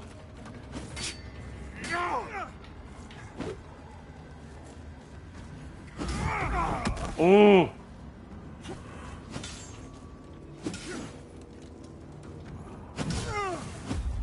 Nice. GG's, allied. Good game, bro. Got me the first round. Hell yeah.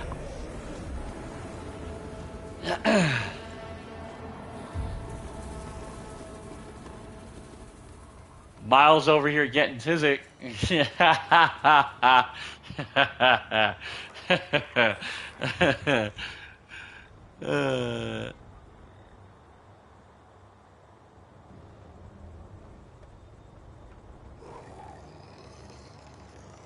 Yes, I dare soul flay you. Tizik, I think you got Miles, bro.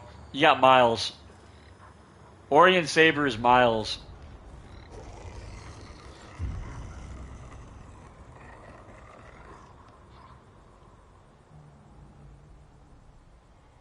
Hold up, let me go up here on the fucking chat. That way I can read. A PvP boss might make me come back to ER. That would have been sick, yeah. But then that just means that they're taking another book out of Demon Souls' fucking handbook, honestly. And then watch everyone panic when he comes down with that meteor attack. Hell yeah. I really don't think it's a fundamental problem with the technology. If they can't optimize the game enough to handle half of a Quake 3 lobby, then that's a skill issue on the engineers. Oh yeah, it's definitely a skill issue, bro. Coda, 100%, bro.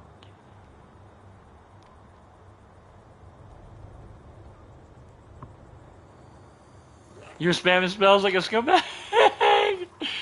Yeah, I don't know where Miles is. I don't know what he's doing, bro. But I think fucking yeah, you got Miles. That was the most aesthetic PvP I've ever seen, despite the lag. On my end, chosen your character was a bit of skipping, but nothing too bad. By the way, this setup is what I'll more than likely use for my next video. Nice, hell yeah! So far, my first invasion video is still doing good. Yeah. I think it's like almost sitting at like 400 views the last time I stopped by your channel and looked, which is good. And I mean, the engagements that you put on it were actually pretty good too. I mean, obviously you didn't just show your W's, which is a good thing. So like there was like a little bit of a give and take from the video, you know. People were taking something else besides just like, oh look, I got dubs, like, you know what I mean.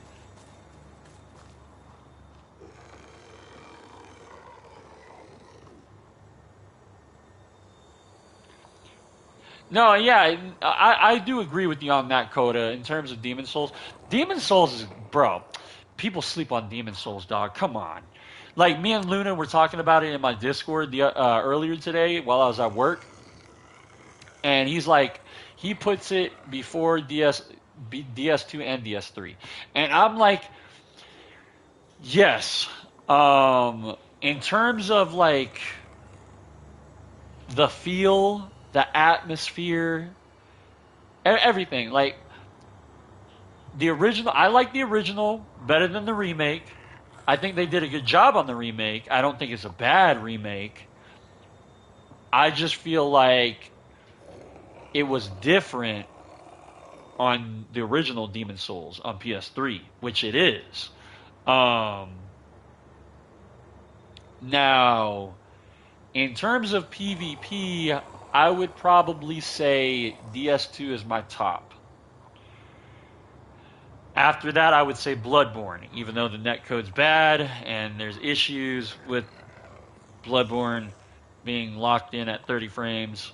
I still love Bloodborne. I'm not great at it, but I really like the shit you can do in Bloodborne, and I love the lore of Bloodborne.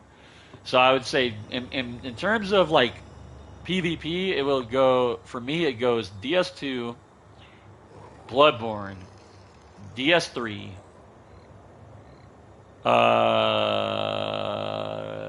Demon Souls, DSR, and Elden Ring.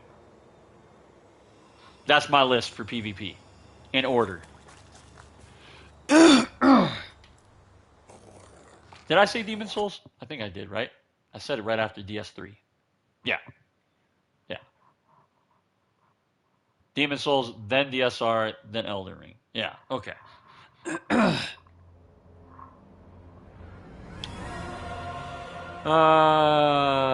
Showing losses, in my opinion, makes the videos more real. Well, yeah.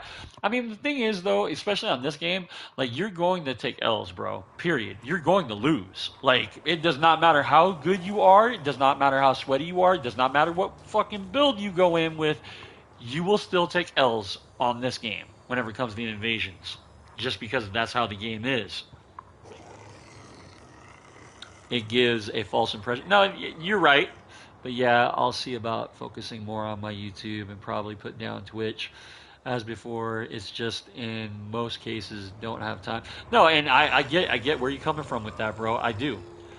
And there are some things I just don't find appealing anymore with it. If that no, and we talked about this. I know where you're coming from with that, Allied. 100%. I get you, bro. You ain't got to explain it to me. We've been there. We had that talk for like 2 to 3 hours. I know exactly where you're going with it. We were born from the blood, made men by the blood, undone by the blood. Our eyes are yet to open. Willem and the boys. Followed by DSR. Yep. PvP is DS2, DS3. DS2, DS3. Dark Souls is the best for PvE. The stakes were all over the place. No, yeah. No, and I 100% agree with you on that, Tizik. I feel like in terms of PvE, Demon Souls would probably take the cake on that one because, like, the only time you got another rest point is after you beat the boss in the area. So there was no, like, oh, yeah, here's a waypoint, here's a checkpoint for you. No. Demon Souls, it's like, bro, you got to go through the entire area, or at least that beginning part of the area, kill the boss, and then you got the next fucking checkpoint. And then it just continued like that. I love that. Very punishing, but it's like, bro, get good. You know what I mean? Like, this game does not hold your hands. Like, there's a lot of gimmicky shit that Demon Souls did, but at the same time, I wouldn't have known that unless I played the other games prior. So, like, DS1, the original DS1 was my first Soulsborne experience. So Demon Souls on the PS3 was actually the last game I had played out of the entire series besides Elden Ring, because this was before Elden Ring came out. So Demon Souls was the last one that I played. I played Granddaddy Souls last, essentially. Do I regret it? No. I do kind of wish that I had jumped on it earlier. I just never had access to it. You know what I mean? Never did. Even though I had a PS3, I didn't understand that Demon Souls was the beginning. I didn't know that. I had no idea. I always thought for the longest time, for almost 10 years, that DS1 was the original Dark Souls game, you know, the original Souls game where it all stemmed from. No, come to find out, that's not the case at all.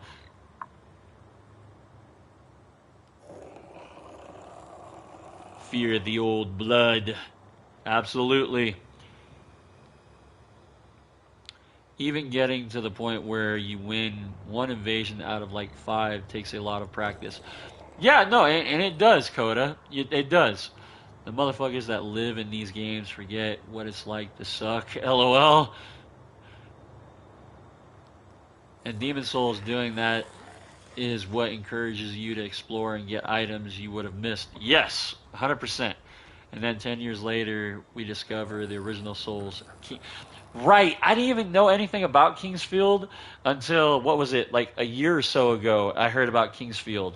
And people were doing deep dives on it and like showing it off and explaining what Kingsfield was, and like it was pretty much a mix between like Elder Scrolls first person and Souls. That's what it was. You know what I mean? Like literally, that's what Kingsfield was.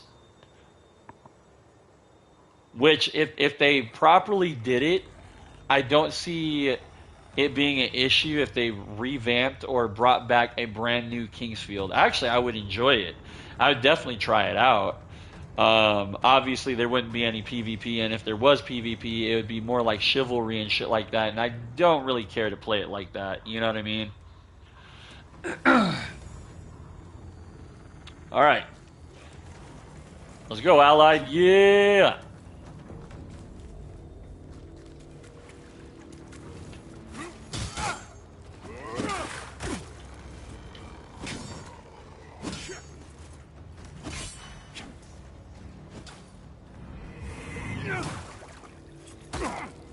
Ow.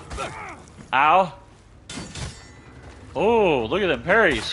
What the hell was that? That was a fucking multi-hit attack. I see you.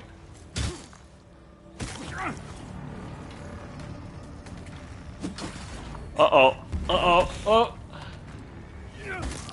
I could have rolled. I tried to parry. Again, I'm going for that fucking... I'm trying to get that riposte, man. I'm trying to get it. I'm trying to get it on you. You're just not letting me.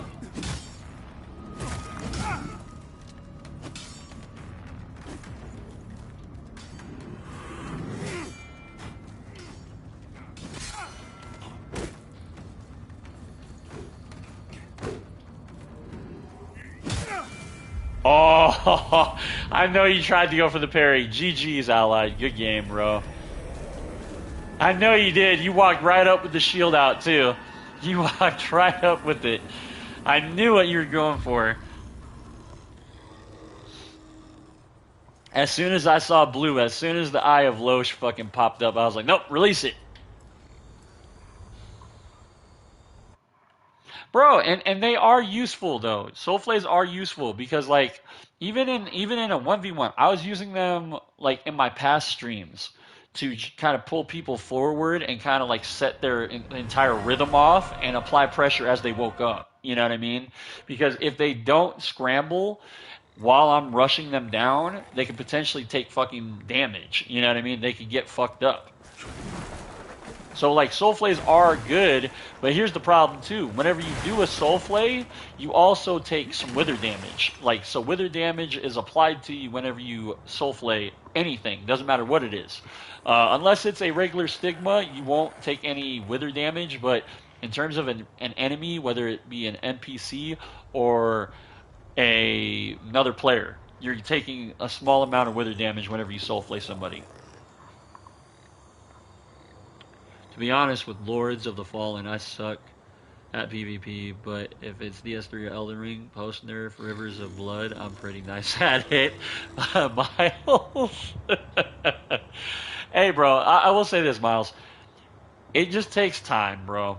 Time, knowledge, all that, dude. Like, no, like, I do mean that. Like, it takes time to understand these things and get things dialed in, bro.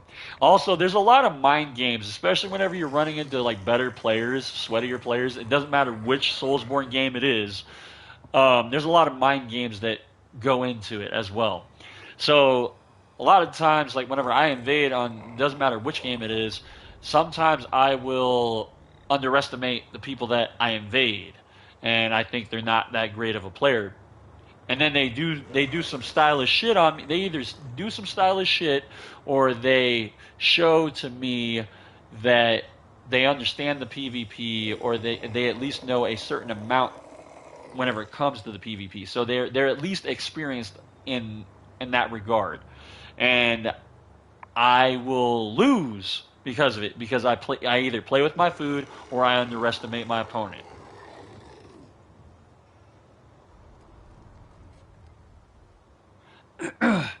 I dare soul flay you, non-existent soul.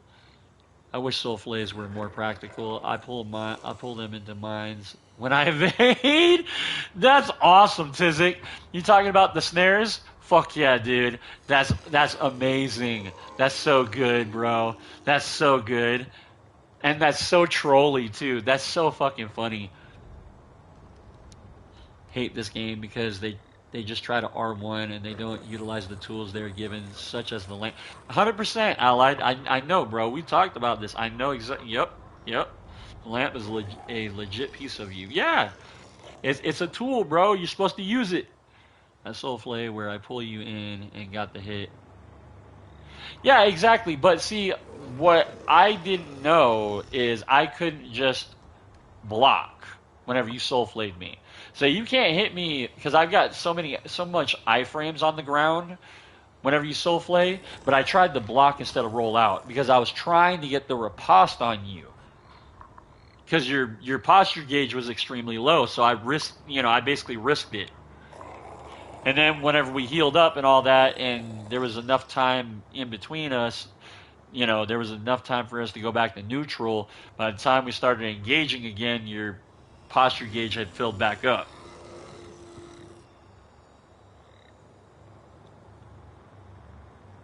If you ever played fighting games, it's good to think of Souls in the same perspective. No, Coda, you're right. You're right. It is. See, I came from Tekken and Street Fighter. Those were my games, and Marvel vs. Capcom. Those were my games, bro. Growing up, I loved those games. Those were the games I played fucking non-stop, bro. Non-stop. Mostly Street Fighter. It'd be cool if, like, for a Soulflay, you could do like a repel or something. Right, right. A very large part of these games is knowing your guaranteed roll catches off the enemy hits. Yes, we found random blood in these 1,000-year-old crypts that can heal nearly any element. I see no problem. Yeah, right? Exactly, ED3. I see no problem. By the way, talking about Tekken 8, man, looks fucking. That game's looking good, bro. It makes me kind of very intrigued. It's intrigued me. I'm not gonna lie. It's intrigued me. I don't know, man.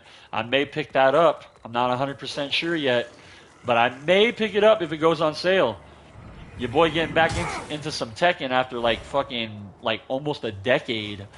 That'd be pretty nice. Now, granted, I probably am not gonna make any content. I'm not gonna put anything out, but off screen, whatnot, I may jump back on my Tekken shit and jump on that shit.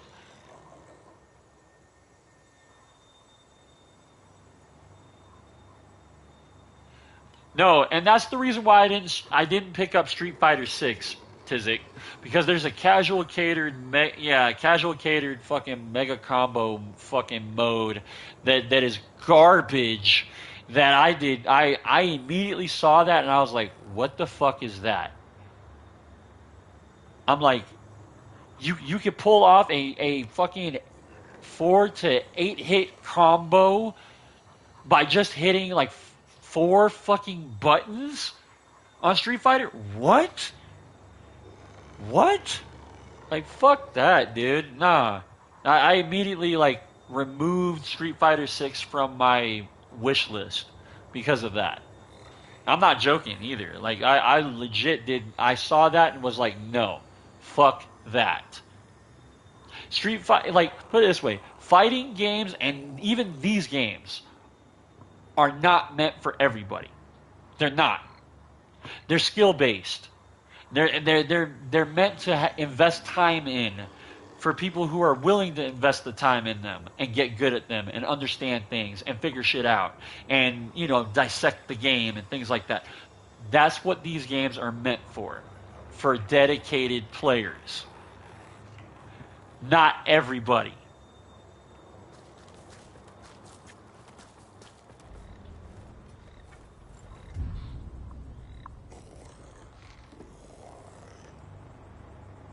Tizik, apparently you got Miles again, bro. By the way, nice fashion. Thank you, Allied. But yeah, I just need to get some new footage. But this week, been kind of packed with stuff. Hopefully I can get some tomorrow. Yeah, no worries, bro. You'll get it. Yeah, I don't like the casual catered mega combos. Tekken was gold when you had to know your 10-hit combos, right? No, and I agree. People spending a long time labbing out true combos in Souls, not understanding that a lot of the time they're very situational. Yes, and that's the thing though too, Coda, is there's a difference between true combos and pseudo combos. And a lot of the fucking player base don't even know what the fuck a pseudo combo is. A pseudo combo is not a true combo. A pseudo combo is not a guaranteed combo. It's basically if a player gets hit with one hit or two hits, and then you do an attack or something that follows up and catches the person that got hit on a reaction, like a roll or something like that. You know what I mean? And that's what a pseudo combo is. That's like, for instance, my off bonk on DS3 and Zweihander setup.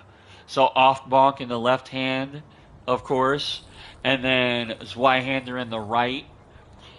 You hit somebody with a fucking bonk, and then you can immediately hit them with a heavy if their connection's good. If their connection's dog water, well, then they're going to roll out of it because their connection's shit. So they're getting out of true combos. But the true combo is off bonk smack into fucking heavy poke with the Zwei. Guaranteed. And then what was cool is the pseudo combo is this. Smack them with the off bonk, fully charge up your heavy with the fucking Zwei, and if they decide to roll out and they don't roll forward behind you, or if they try to trade, they get smacked with the fully charged heavy. And it sends them flying. Oh,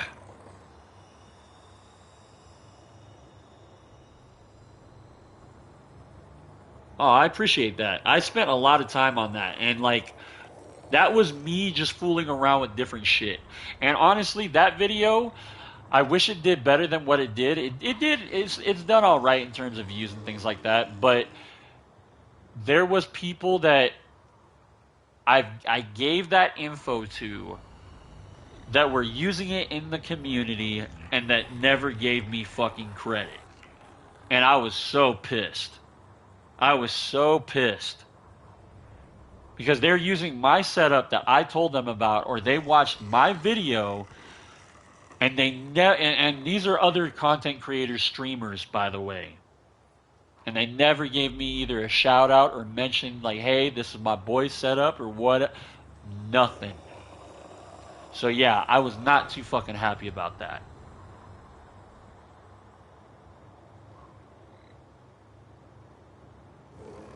Right, Coda. Yep. Roll catches are much closer in practice to your fighting game B&B combos. Right.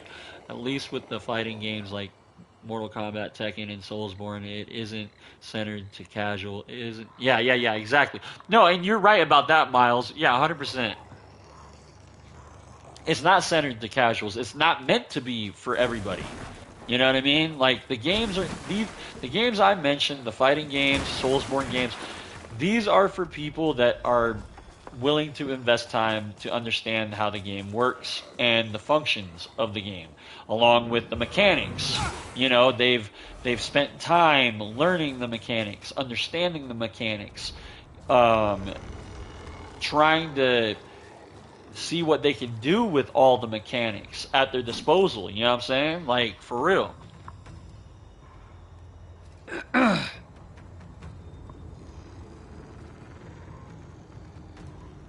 100% Coda, what you just said.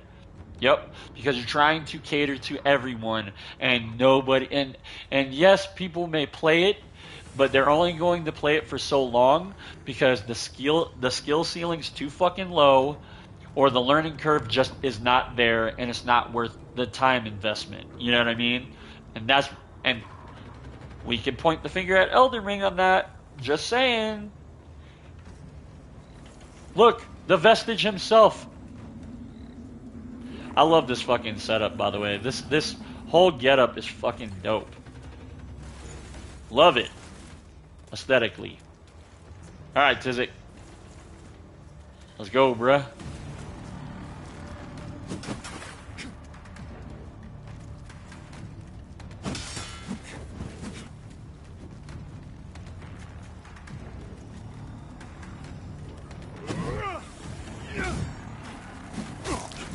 Woo!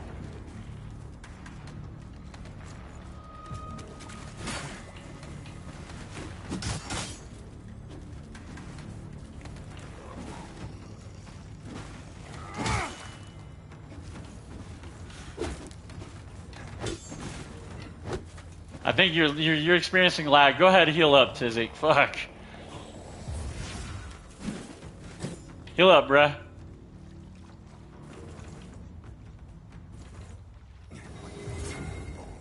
There we go. Alright. Let's get a second round. Let's go.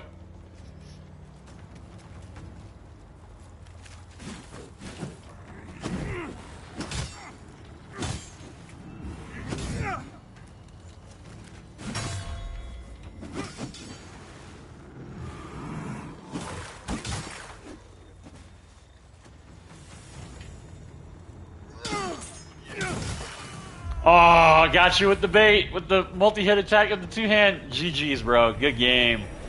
Hell yeah. Good fight, bruh.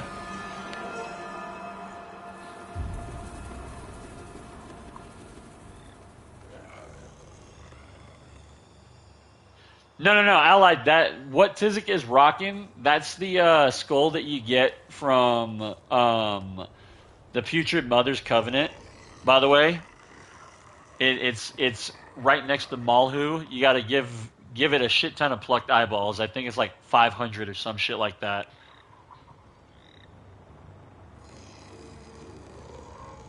It's not lining up on your end at all. Oh fuck, dude.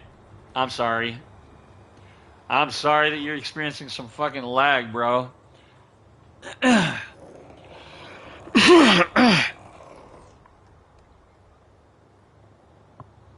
How's the stream? The stream's good, yeah? Everybody? Does it look good? I hope so. Yeah, exactly, Tizik. Pseudo combos rely on panic rolls and trying to attack between. Yes, and trying to just basically reaction. They basically hit somebody on reaction to you hitting them prior. Pretty much.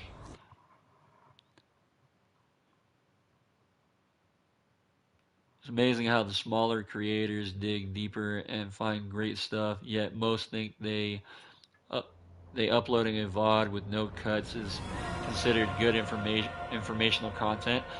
Yeah, I call that fucking shit posting. That's what I call that.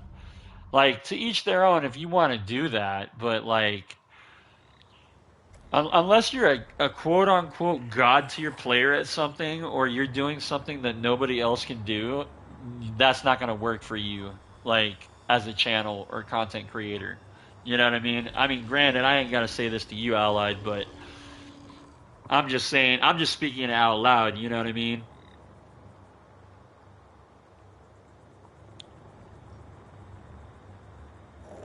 I do agree. At least for the plucked eyeballs, they should ally because you only get 3 after killing a hard enemy that you're after you avenge a person.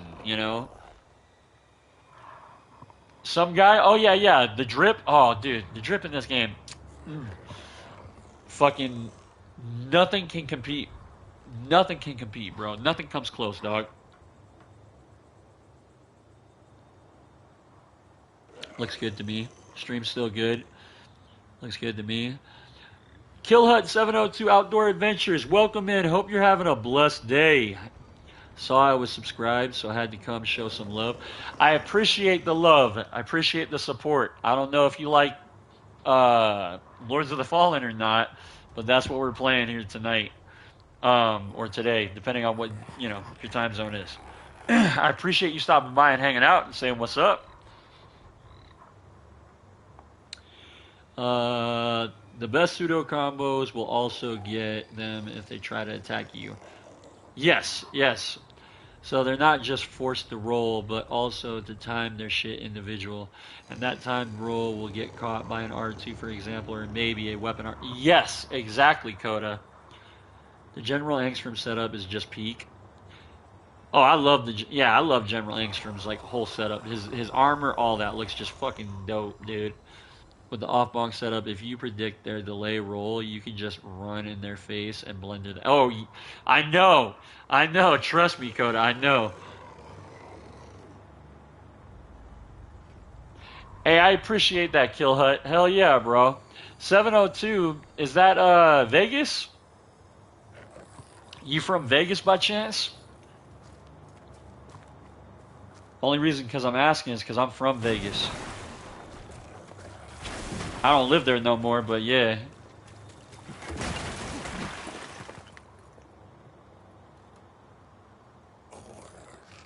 Hey, hell yeah, bro. Vegas, baby. Yep. Same here, bro. I wasn't born, I was raised, Can't say I was born there.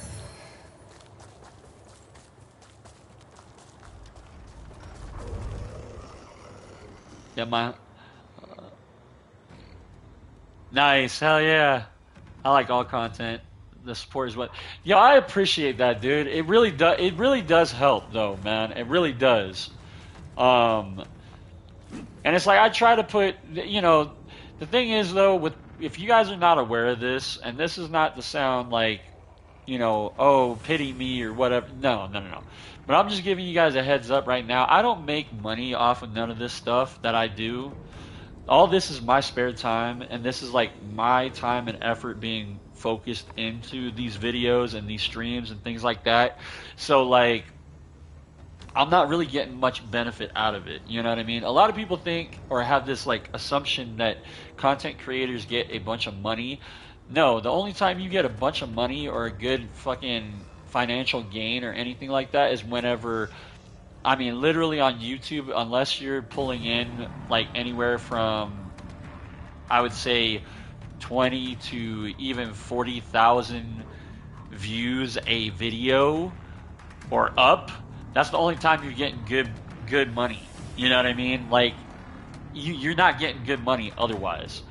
The only other way that you may be getting good funds or a decent financial boost is by doing a Patreon and all that stuff, which I've not even done. I've not even done that yet. I'm not going to do that probably until I'm at least probably about, I would say, 5K.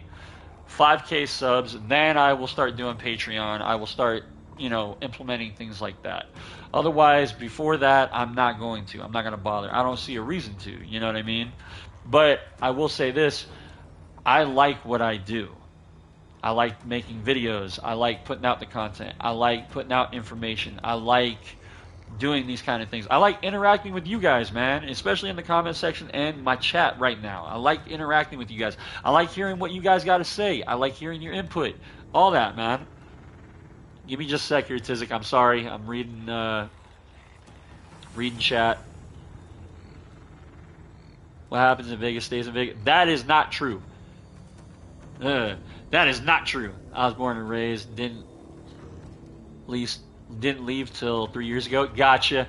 I left. I had to leave. I cut ties with everybody in Vegas whenever I was 20.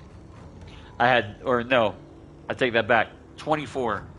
I had no choice, man. I had no choice. I was headed down the wrong path, and yeah, I had to start fresh.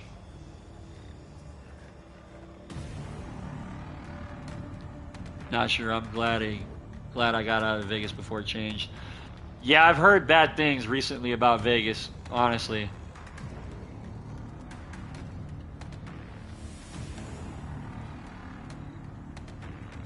Shitting on the game would be way more efficient for making money anyway. Yeah, exactly, right? Instead of supporting it or trying to like be like, "Yeah, guys, I love this game, by the way." Like what I do, I have to travel everywhere, gas, equipment, camping, stuff, firewood. Right. And no, okay, I see. I see. So you're basically doing. Do you sleep in a camper and things like that, and you just travel around? I would assume so, right? If so, I used to watch a few people that make content like that, and I always thought that was cool. You know, obviously it's definitely there's a sense of freedom that comes with that that I'm sure that a lot of people don't understand or have any idea how it feels. Anyways, let me let me fight Tizik here. My boy's in the world. Let's get this fight going, and I will get back to chat afterwards. All right, Tizik, you ready? Let's get it, bruh.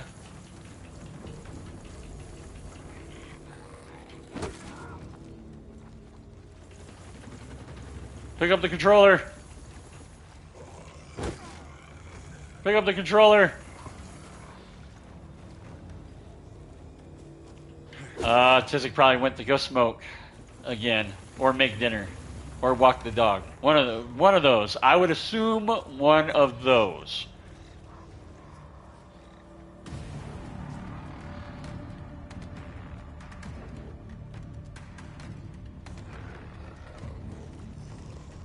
Come on, Tizik. Where you at, bruh? Wake up.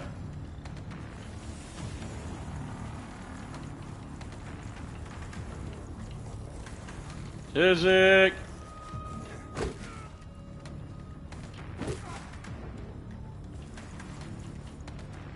Tizik. Tizik has left the building. I was taking a shit. My bad, bruh. I said all the other things. I was like, oh, he went to go take another smoke break, or oh, he went to go make dinner, or oh, he went to go walk the dog. Everything but taking a shit. All right, bruh. Let's get it.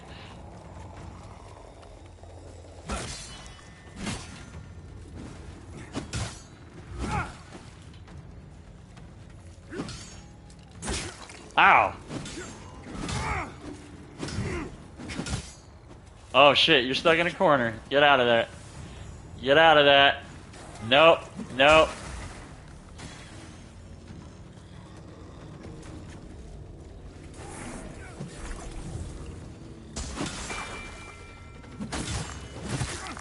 Oh!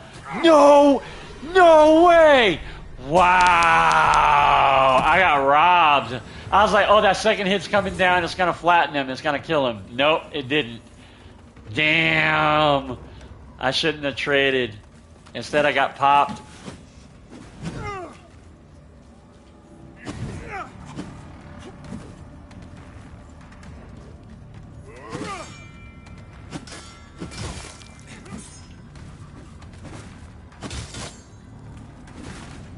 Oh, gotcha.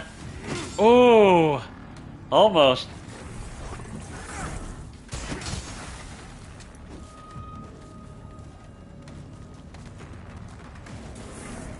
No.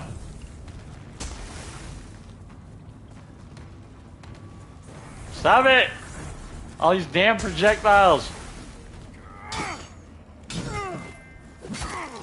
Woo! No! Oh, fuck. I was about to say, he's standing still. Doing the stand still bug.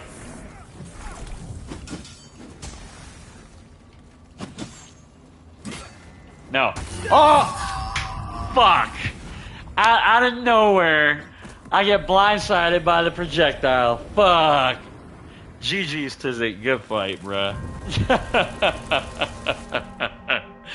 That fucking projectile out of the corner, just out of nowhere. Fuck, dude.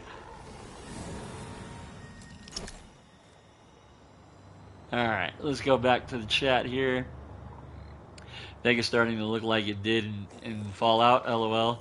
Dad went back there a few months ago and came back heartbroken. Oh, fuck. Well, just refreshed my channel, was doing Urbex, but I live up in the mountains now. Sleep in my truck for now. Yo, Kill Hut, gotcha. I see. Nice. Nah, he still had a fun time, but he was talking about seeing some homeless dudes doing it in a parking lot. Oh, what the fuck? Yeah. Shall be feeding tonight. The putrid mother will consume all. The putrid mother.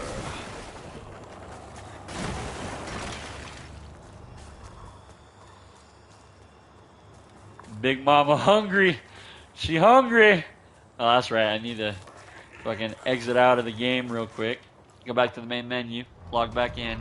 That's how we refresh it. Big Mama.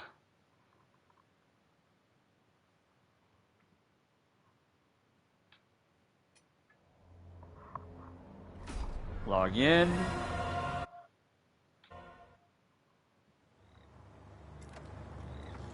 Okay.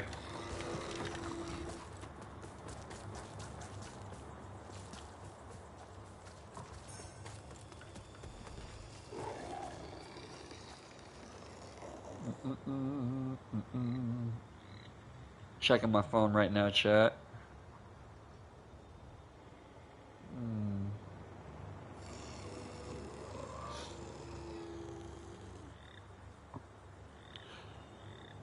Yeah, see, after this this stream, I don't know when I'll have another one up. Not 100% sure. Maybe this weekend? Probably this weekend, I would assume. I would assume so.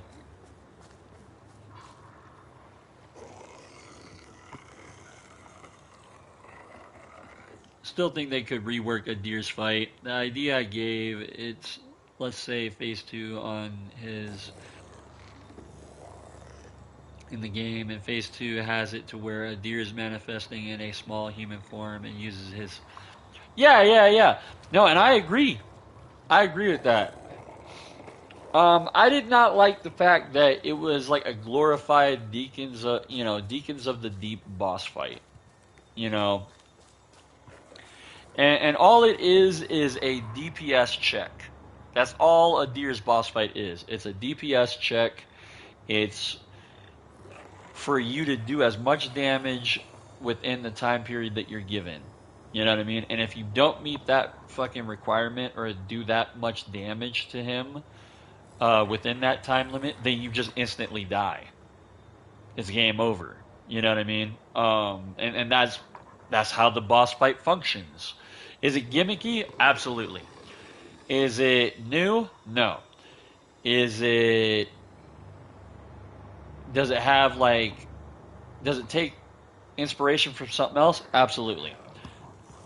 But it's more so, it kind of reminds me of like I said, DS3's Deacons of the Deep, but also kind of reminiscent of the gimmicks from Demon Souls boss fights,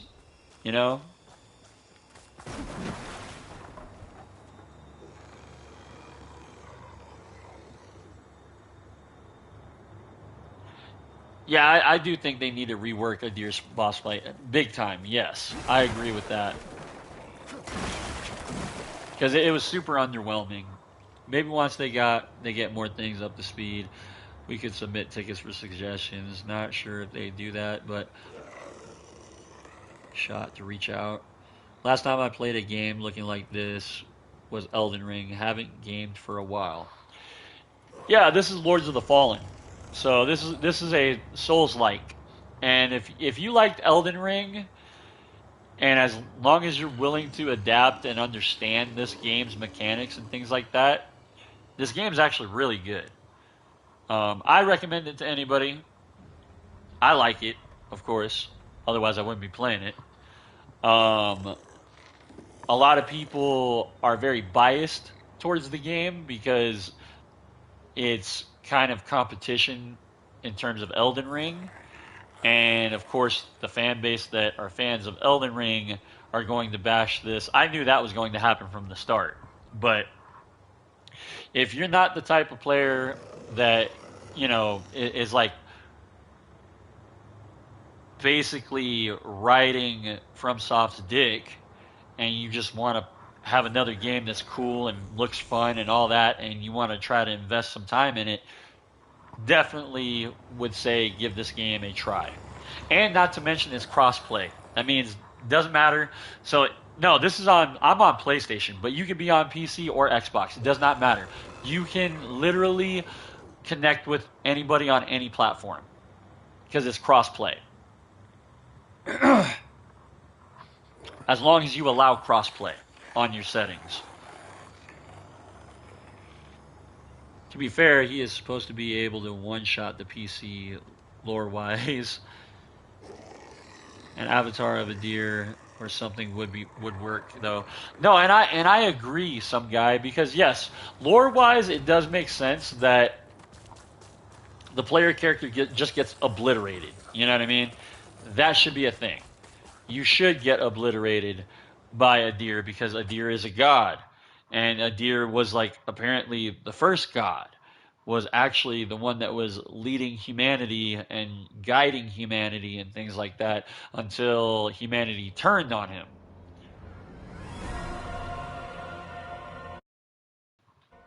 We don't know if that's what happened, if he was in the right and he was leading, humanity properly, or if he was suppressing humanity. You know what I mean? Like, we don't know because there's two sides of the story.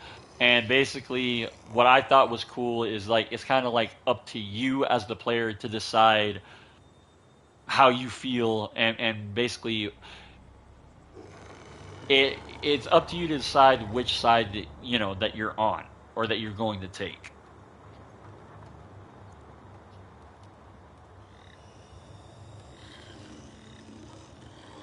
That's true. I mean, he is sealed away and such, and not at full power, but it could be cool if they were to do that. And yeah, would be it would be work, but I still think pitching an idea. Yeah, yeah. Funny thing is, if this was a FromSoft game, most of the haters would be praising it to the moon.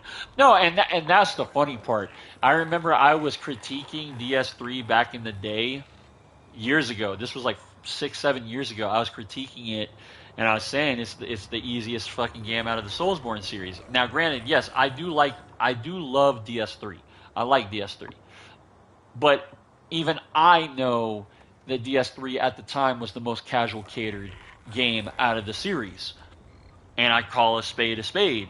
And people were trying to argue with me and talk shit, and they didn't want to hear what I had to say. In fact, whenever I started saying these things, a lot of people in the community just started trying, basically shunned me out of the fucking, out of the community, or just entirely just stopped fucking talking to me or didn't want to hear anything from me, you know. But again, I call a spade a spade. So when I was saying these things, these critiques about DS3, people did not want to hear them. And it's funny because now some of the people that were not agreeing with me or whatever, and now we got Elden Ring, and they look back and they're like, "Oh yeah," and now they're kind of like agreeing with me, like slightly agreeing and shit like that. Would love to have an Aureus, Future Mother, and the two other judges as a boss fight. Here's the cool thing. We don't know where the two other judges are. They just say that they vanished and that they left Mornstead. And that's all we get. Judge Assassin and Judge Warrior, we have no clue where they're at. We have no clue what they're doing. We have no idea. No clue. It says that Judge Warrior went into a far off land, and Judge Assassin, there really isn't much else to go off of besides the fact that he pretty much left Mornstead as well. And neither one of them have came back.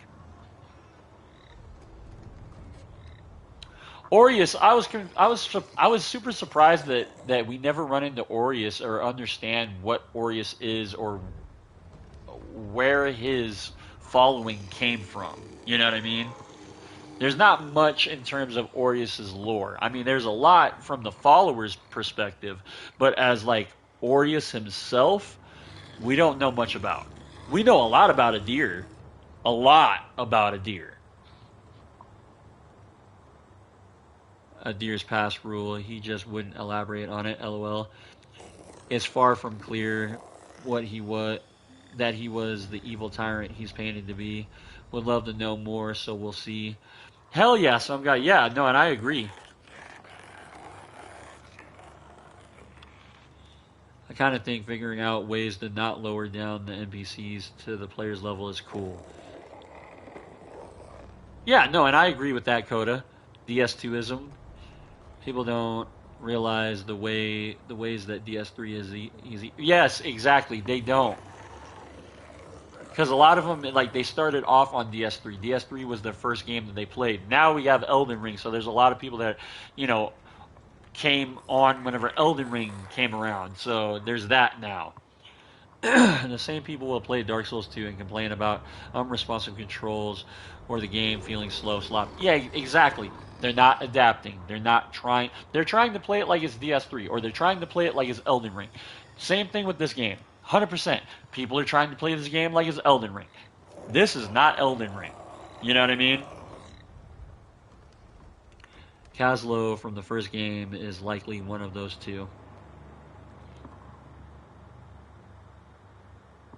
But Kaslo was a monk. Some guy. Kaslo was a monk. So how? I don't know, man. I don't think he was. I don't. Maybe he was. I don't know, but I don't think he was. I don't think he's judge. I don't think he's one of the judges. I don't think he's Judge Warrior or Judge Assassin. Dark Souls 3 being so tight in its controls is a lot of what makes it easy. In Dark Souls 2, you need to be good at the game and understand tech to have that level of control. And 100% with you on that one, Coda. Aureus is stated to be a headless god. Really? Where'd you hear that info, Miles? Or are you just trolling? Things like fast roll and 180 turn roll attacks are just a couple examples. Kind of weird how Aureus is supposedly the creator of the world, but only Adir has zero problems manifesting, while the other gods are nowhere to be seen. Right.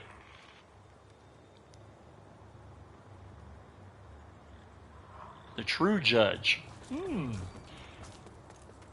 See, it's been so long since I played the first one, I don't remember, and I don't recall. So I'm just gonna take your word for it. I do remember you do talk to him in like spirit form or whatever. You know what I mean? So I do remember that.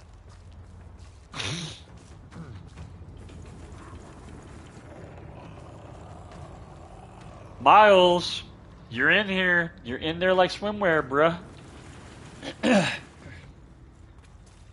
Here we go.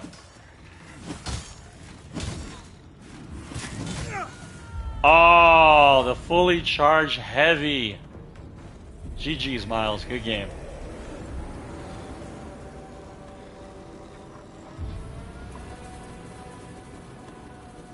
Adir did nothing wrong. Papa Adir never did anything wrong.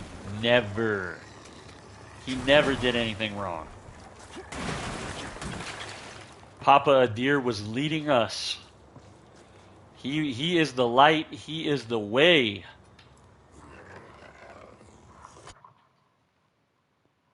Just chilling, watching the gameplay. No worries, Kill Hut. Man, I hope you're enjoying it and chilling, bro. Like, I appreciate you hanging out and vibing, dude. I know you don't know much about the lore and things like that, about what we're talking about, But I appreciate you nonetheless hanging out and vibing, man. If you want to ask questions, feel free. I know there's a lot of us in here that are more than willing to answer questions on what it is that we're talking about and discussing and things like that.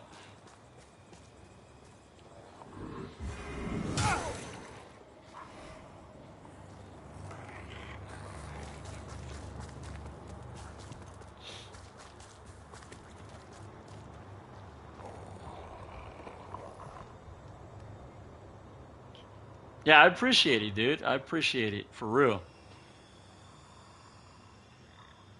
Oh, the Lord Bear. Oh, really? Okay, so I haven't watched one of Lord Barian's videos in a hot minute, Miles. I know they put out a handful more of videos, so I gotta watch some more. The only thing is, though, here's my issue with the Lord Barians, though, is like their videos are damn long, bro. That's the only gripe I have. I mean, I granted they go into detail and they show a lot of stuff and they back up a lot of stuff too with what they say, which I really appreciate. But it's like, damn, man, like a half hour to 50, 55 minute long video, bro. I gotta sit down and just invest time to watch that. You know what I'm saying?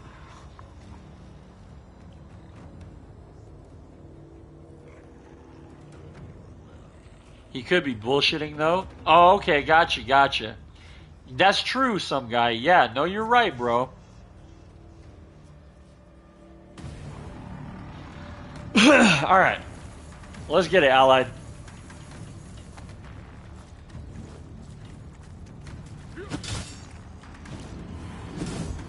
Oh, I missed? What was that? That hitbox porn.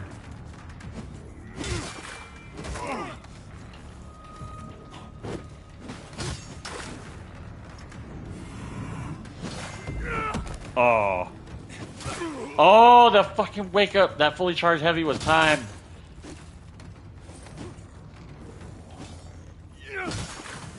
I backed up away from that. I was like, no.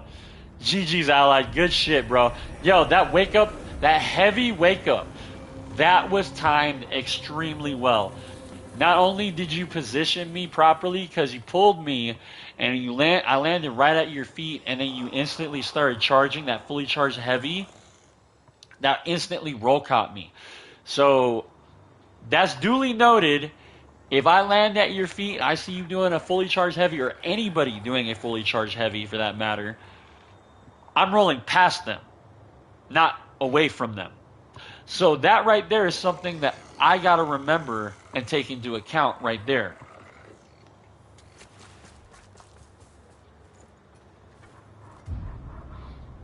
That's info right there, bro. Like that, I'm like, oh, that was good. Good fight, by the way, Allied. Hell yeah, bro. Give me that lamp. Give me that lamp. And I lagged on my end. I couldn't move after the heavy. Oh, did you? So you basically had the bug where you fucking froze, Miles? Damn, I'm sorry, dude.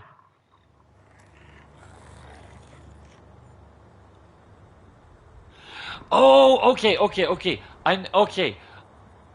That's where the Hush Saint. Yes, yes. Okay, so and I could be wrong here, but I watched the Hush Saint video, the Vladimir the Hush Saint. Um, and they're saying that's the reason why he chopped his head off too, to become a martyr, to um basically cleanse the beacon, or guard the beacon, or whatever it was. I forget exactly off the top of my head. But I do remember watching the Hush Saint video, and them telling and them saying that's the reason why he became the Hush Saint, because he chopped his head off because of Aureus. 45 minute long videos on a single character usually, and people claim this game has no lore. Yeah, that's a bunch of bullshit, some guy. I 100% agree with that one, bro. Yeah, that was bullshit, dude. Like, you can't tell me this game does not have lore because that is false. You are spreading false propaganda.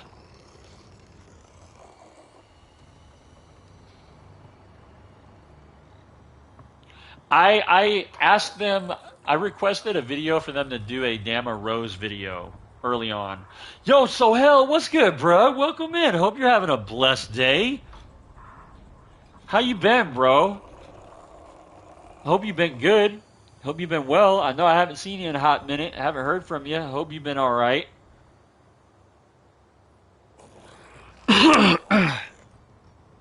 You dare soul flay me, foolish lamp bearer. By the way, if anyone is wondering, you can parry Hush Saint off his horse. By the way, yeah, exactly what Allied just said there. Allied has a short showcasing that, by the way. It's drunk with lore. I want a York lore video. Hell yeah. Give me because apparently like they suspected that how York died in the fife is that the crow um devoured him or like basically picked him apart. That's what they're saying. Because his body is found after you beat the crow, mangled, shredded pretty much, where you fight the Light Reaper one of the times. Yeah, one of the places where you engage the Light Reaper.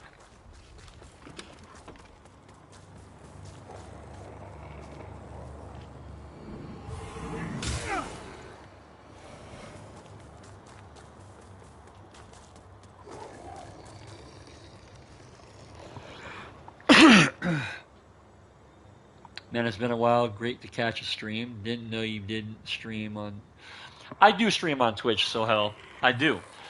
But what I'm starting to do now, and I've just started doing this, is I will start doing fight clubs and things like that on different Soulsborne and Souls-like games to kind of connect with my audience more on my channel. You know what I mean? So to connect with the guys in chat a lot more often and to also have them fight me, things like that. I want more interaction. You know what I mean? Not just me put up videos. This helps me build my foundation. This helps build my viewership. This helps build build my shit. Pretty much. That's how I see it. Not only that, it helps like this right here, us talking amongst ourselves and giving out info and giving some back and forth, giving opinions, giving lore perspectives and things like that. I love this. This is great.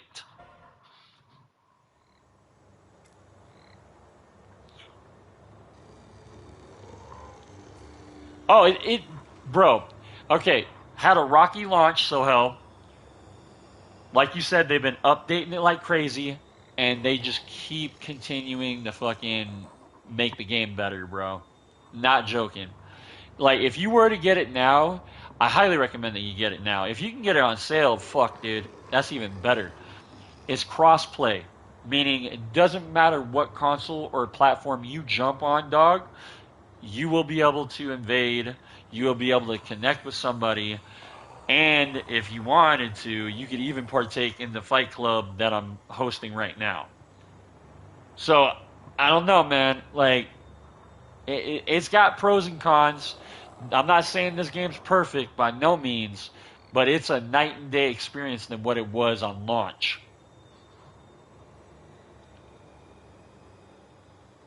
My own interpretation is that he ended up becoming the Hollow Crow. It calls out to Lucy's spirit, I think. See, I don't know. I don't know because like you find his ring on a mangled corpse, like shredded. You know what I mean? Like picked apart. So I don't know, some guy. I don't know, man. Here's a piece of information I don't see mentioned ever.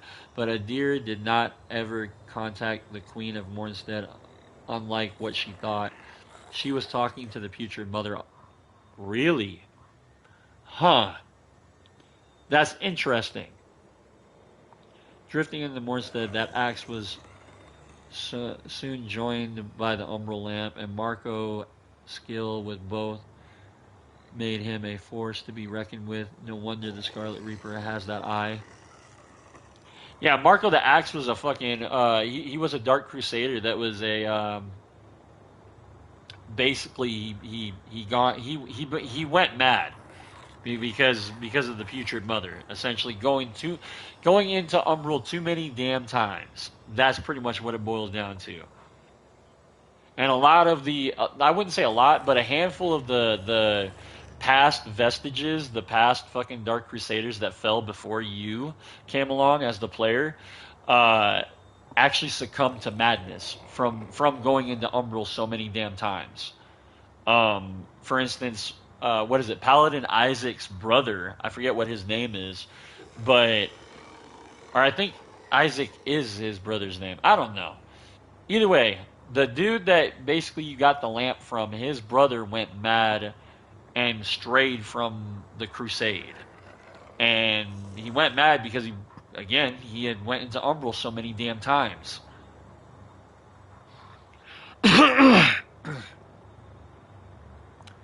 Even the lower Umbral entities fear you. It's cool how each vestige talks about each eye.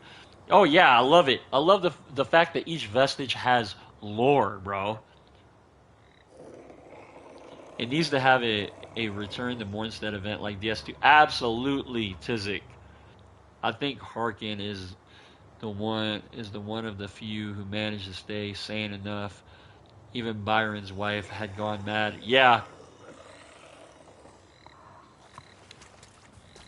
Let me go. Let me get this cracking. Go ahead and invade, guys. Hit that slaughter. Slaughter. Yeah. It's from an interview Smotown had with... Oh, really? Smotown had an interview with the director? Where Caesar puts into question if it is actually a deer who speaks from the ground and leaves it to the player to discover what power comes from the earth. Huh.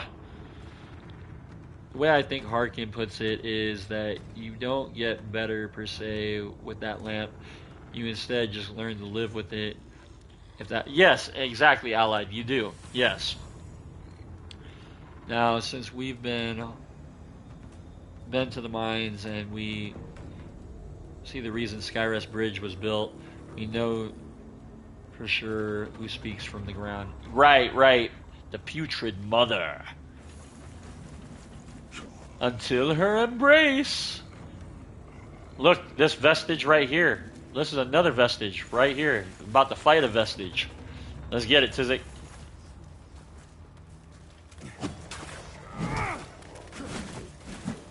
Woo!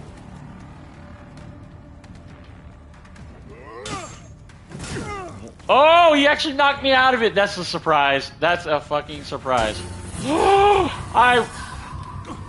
I walked into it. Fuck. I tried to do a running attack. Wait till the butterflies go away. Yeah, I walked into that one. Fuck, man. That was horrible.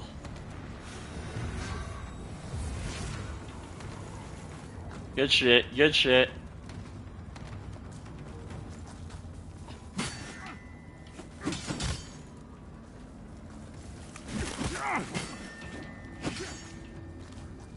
Oh, you're standing still. I know you didn't mean to do that, but I accidentally hit you.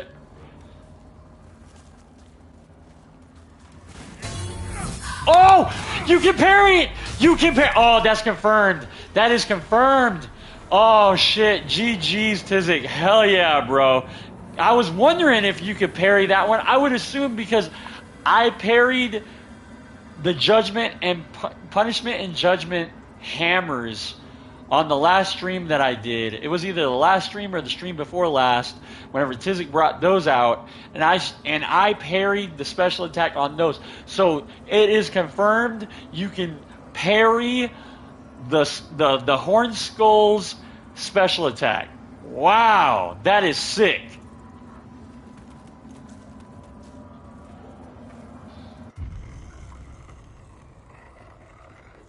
Wow.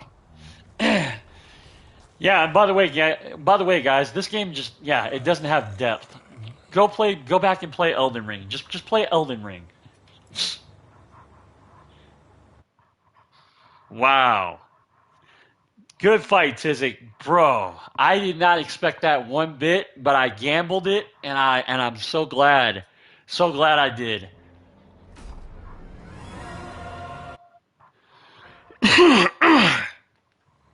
I would assume you can do the same thing with the flail then.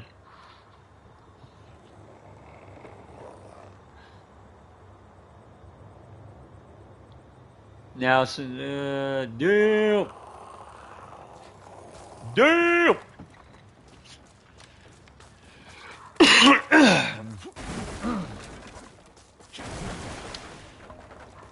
That was a huge surprise, by the way. I did not expect that one bit.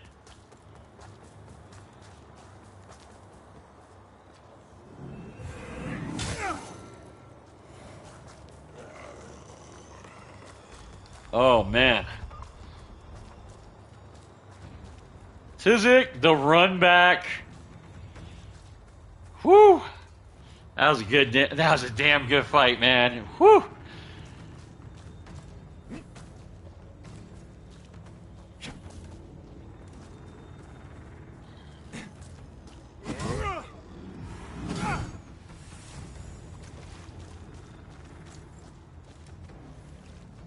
The vestige.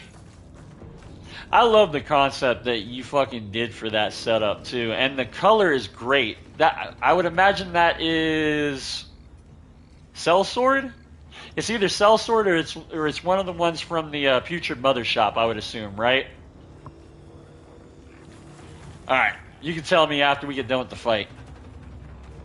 Yeah, until her embrace.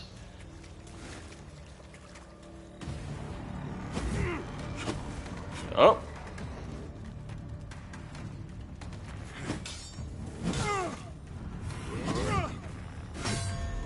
Ding.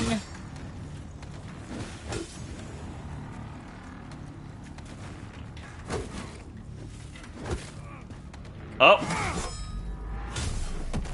I assume you were dealing with lag, Tizik, because you were running around like you didn't know what was going on. And if that is the case, I am sorry, bro. Like, it did not dawn on me. Yeah, that must have been lag. That's the only thing I can say because that made no sense as to why you were doing what you were doing. And like I said, if that is the case, I'm sorry for that. I should have backed the fuck off.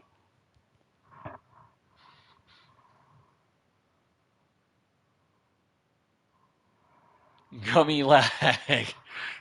That's what I figured. I'm like, what the fuck? I'm like, there's no way. There's no way fucking Tizik just let that happen. I'm like, nah.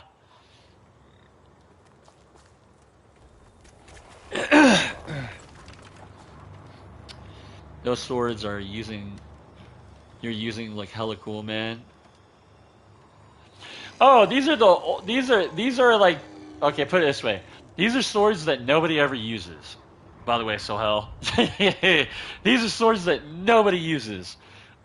This is like Lords' version of like either the Bastard Sword or the Claymore. That's pretty much what these are. These are long swords. They're great swords are called long swords in Lords of the Fallen. And also, the cool thing about Lords, if you guys didn't know this either, now nobody really utilizes it like this, but alright, so see I'm dual wielding right here? So I can literally, flawlessly, within mid combo, one hand, two hand my weapon and get different combo outputs. Because this is the regular fucking dual wield combo. Okay? So I could literally, and this is the first neutral swing. See? That's the first neutral swing of the two-handed. And then that's the follow-up, is the poke. Okay? So you can literally, one, just like that. Or you could go like this. One, 2. Yeah. So there's like the fluidity is there. It's just nobody really utilizes it like that. But you can do it if that's what you're trying to go for, and it adds a layer of mix-ups and things like that. Also, another thing to note, like I said earlier, is that dual wielding, one-handing, and two-handing all have pros and cons. There's not one that's the best. Not dual wielding is not the best. Put it that way. It's not like Elden Ring. Dual wielding normally is like the best in Elden Ring in all cases, for the most part. No, the thing is, the biggest con with dual wielding is that it's easier to parry you if you dual wield and you do a dual wield attack. It's easy as fuck to parry you. That's the biggest con about dual wielding in Lords. Now again, the move sets are so diverse between the dual wield, the two hand, and the one hand that they all have pros and cons. So it's not like, oh, I'm gonna dual wield, it's the above all, it's the end all be all, or I'm gonna two hand and that's the end all be all. No, that's not the case on this game, which I love. Let me see here. Let me go back up with chat. Again, I like how you have to work for your riposte, aka Grievous Strike, rather than just throwing out a random and just one shot. No, 100% allied, yes. And the thing is, too, is if you get a Grievous Strike, you are guaranteed at least one heavy. And then if you time it correctly, you can even get a pseudo second heavy out of the first initial heavy. This is an unpopular opinion with Lords of the Fallen, but I would love to see if there would be a dragon boss fight. They only mention dragons in the Scalebreaker weapon. I would like that as well. And that's not unpopular, Miles. I actually would not mind that either. I would like to see some kind of dragon or worm or something. I don't think dragons would be... I don't think an actual drake would be something that we would see him more instead. Instead, I think it would be more along the lines of like a worm or like a giant fucking lizard without wings. You know what I mean? Link to the interview for those interested. Oh, did you put a link? Where is the link? Never mind, here it is. I don't see a link, some guy. Let me see. Yeah, I don't think you posted it, bro. Just like Bloodborne. Man, I love that shit. Wish ER had swaps like that. In my opinion, weapon transform attacks are what makes Bloodborne's 100% so hell. 100% with you, bro. The trick system in Bloodborne was so cool. We're 2-1. No, and that's the thing. I was hoping that they were going to capitalize on that and bring that back in. I thought that was going to be a main factor in Elden Ring. I really did. I was hoping for it. I was looking forward to it, bro. That's why I love Bloodborne so much. That's one of the reasons why I love Bloodborne so much and the PvP so much is because of that. But, dude, the trick weapon system was so nuts in terms of creativity.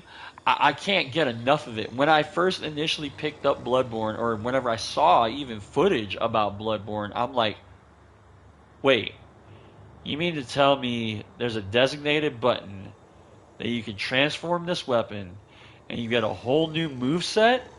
And on top of it, if you do a certain input before you do the transform button, it actually does a transform attack on top of it. What? I'm like, bro, how intuitive and fucking like creative that was. I was just like, that blew me away. I was like, bro, come on. You know what I mean? Like, really?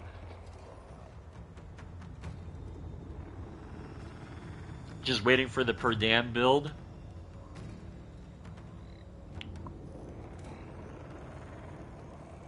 What do you mean per damn build, Miles? I don't know what you mean by that. Per damn, or maybe that was a typo. All right, Allied, here we go. No. Woo!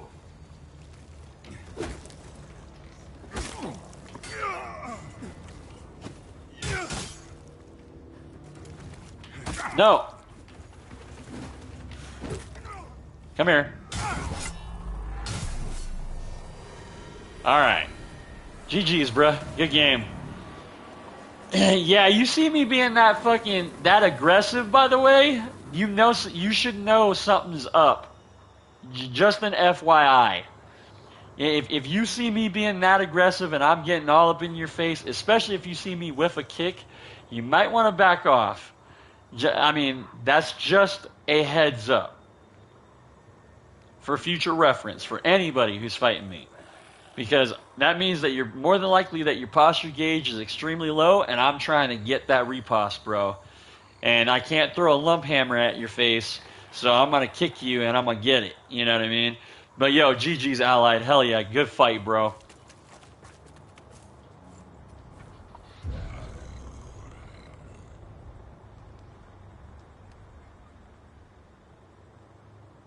Transform weapons as a subcategory, like how there were dual wield weapons in DS3, would have been sick. 100%, Coda. I agree with you on that one. It would be nice if dual wielding would be unique. You talking about dual wielding on Lords? Well, there are uniqueness. So here's the deal. One thing that you don't know is that whenever you do the multi-hit attack, for one, it's the strongest attack in the game. So that's the biggest pro that the fucking dual wielding has. And this goes for like anything that you dual wield. So the multi-hit attack from a dual wield setup is the strongest attack the game has.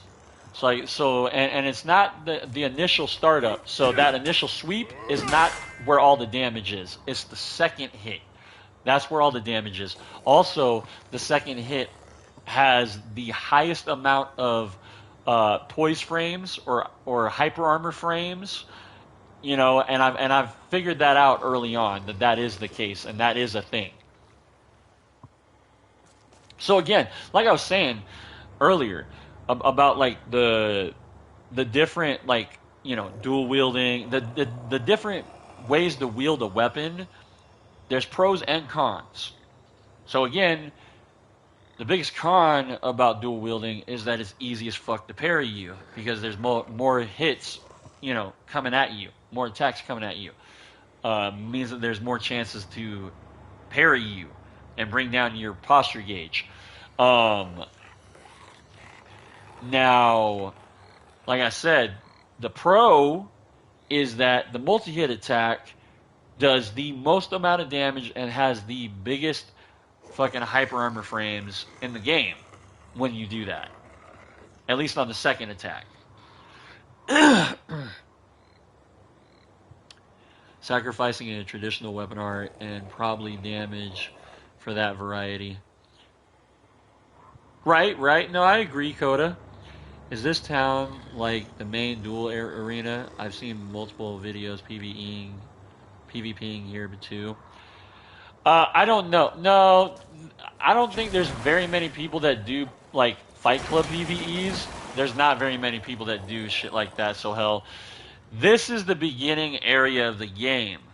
This is like the earliest that you can be invaded, which is why you probably have seen so many people fucking be here, because they're probably low level, or the people that they are invading, if they aren't low level, are people on new game plus cycles, or they're on a reverse new game cycle, which is basically a cycle where they go back.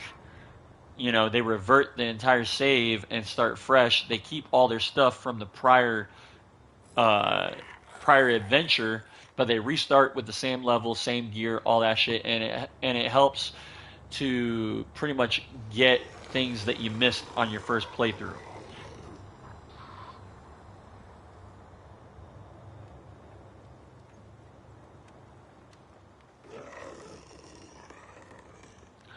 Oh, Perdamish Falchion.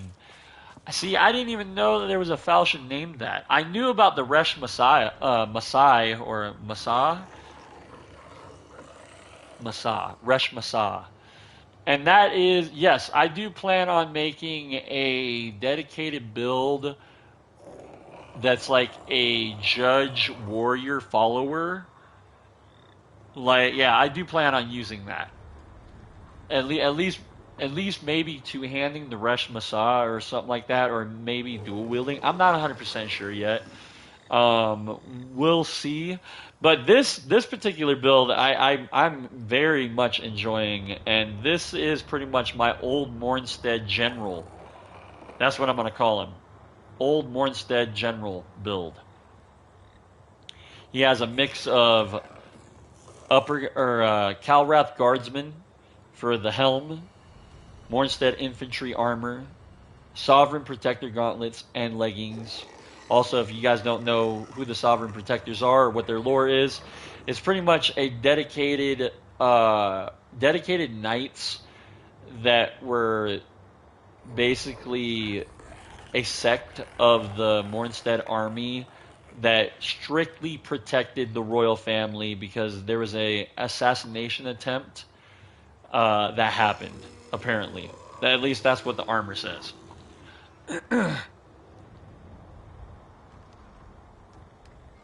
Just look this up on the Lords of the Fallen subreddit. My interview with Cesar,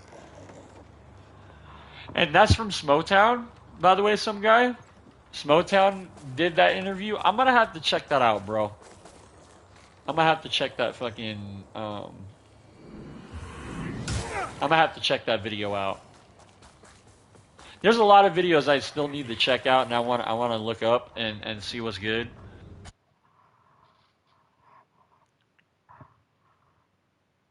I gotta refresh. Sorry, guys. Also, so hell, if you don't know, in order because I am the host, I have to always go back to the main menu to refresh my game to be able to be invaded again. Now, if I die, it's a different, or yeah, even if I die, if I basically die in Umbral after being invaded, I have to basically refresh this way. It's not that big of a deal, but that's pretty much how you got to do it if you're the host. If you're anybody who's invading or coming into somebody's world, it's a different story. All you got to do is just keep the password on and hit slaughter at the vestige or the bonfire right here. So you got a multiplayer, slaughter lamp bearer, and as long as you have the password on with me, you'll get matched up with me and allow crossplay. Crossplay, of course.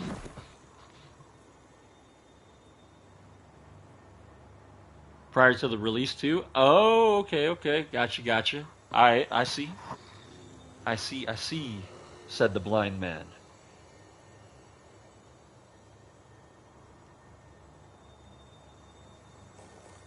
Hmm.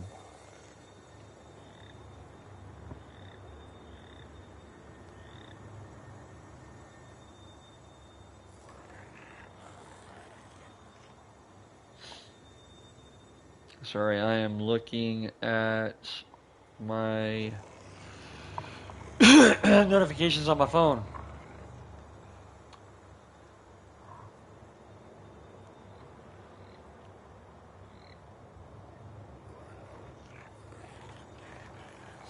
Hmm.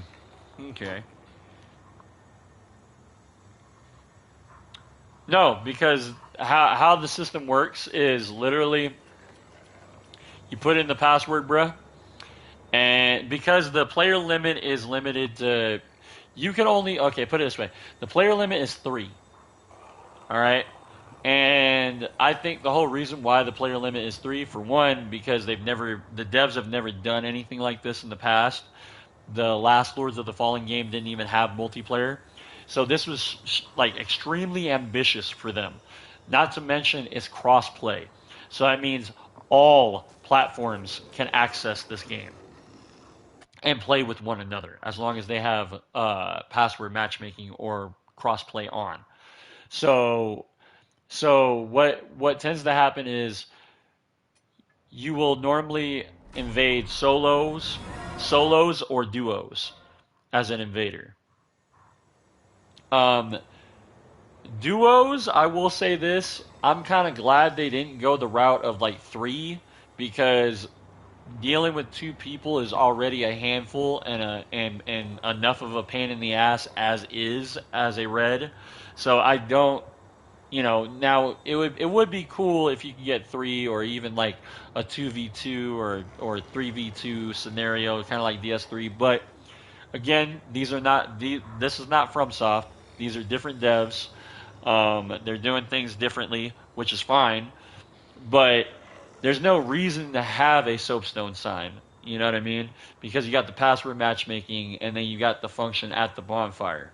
So you always have access to do multiplayer as long as you're at a checkpoint. You know what I mean?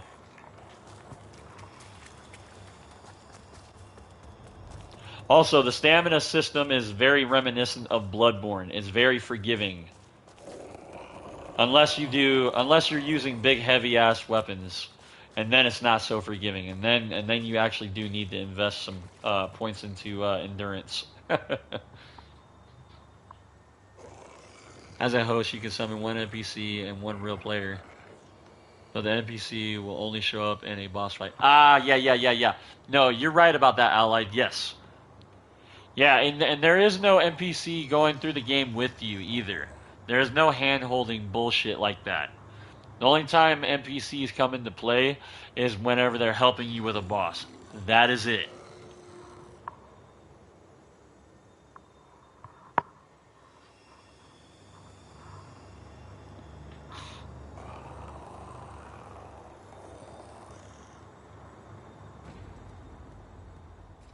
Allied! Fuck yeah, bruh.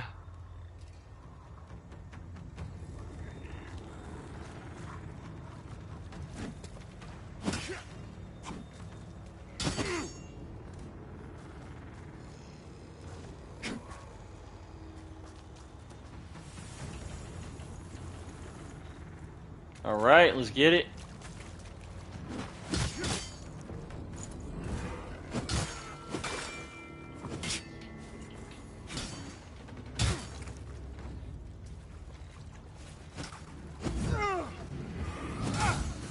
Oh, you ran into it, bruh. GG's, good game.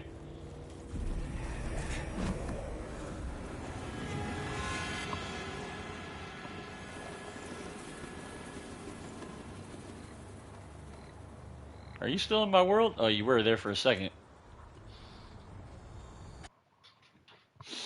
Oh, yeah, man.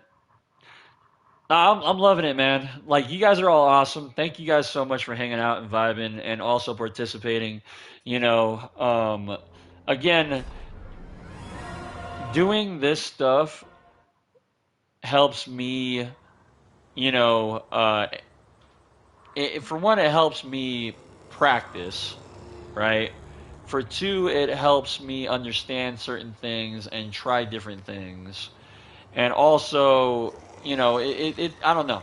It helps me fucking finesse and dial in my builds as well. So I appreciate all you guys that help me do this and take part in this, because what you guys are learning, I'm also learning in the same regard. So that all in all, everybody wins, and I do appreciate you guys for hanging out and vibing and partaking in some of the PvP and things like that. And I mean, it's like all it is just nothing but good fun, man. And again, this is to help everybody out. This helps everyone. This doesn't just help me. You know what I mean?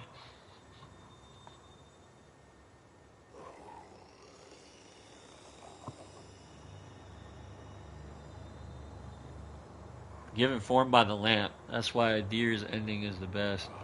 You get to live. Join Papa and live with your Pieta clone in a cottage. Right?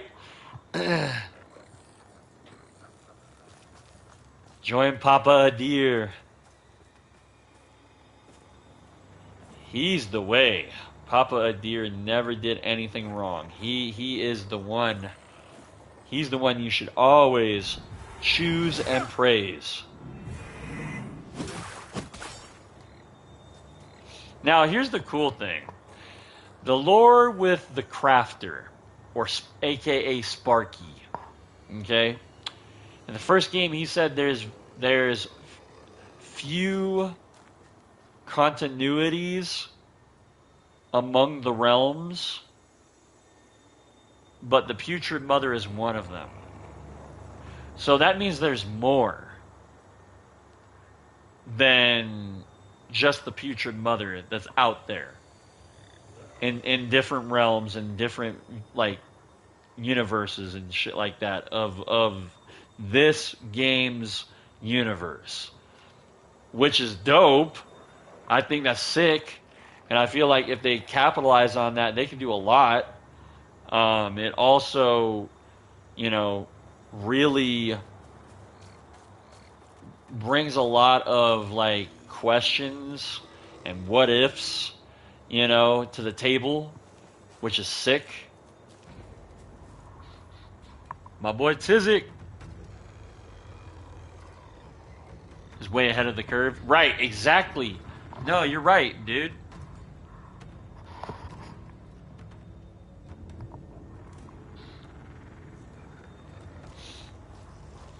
What time is it, by the way?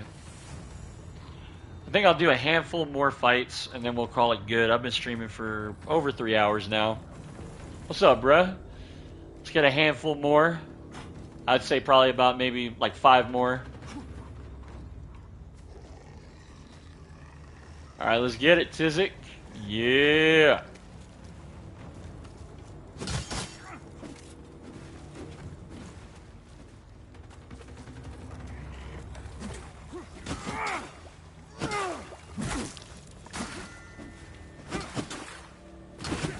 Oh god, no!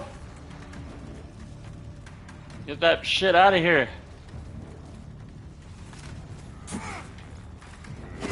Oh god, Skippy, what is going on? What is going on? You froze. No, okay, you're back. Woo! That was horrible. Alright, I think we're good. Ready?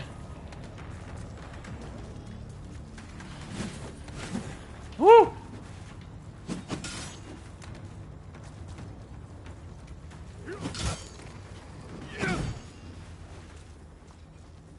Still in this. Oh, I'm dead. Damn. If I would have got the heavy, damn. I could have got the heavy and I could have got fucking a follow-up fucking light. Alright.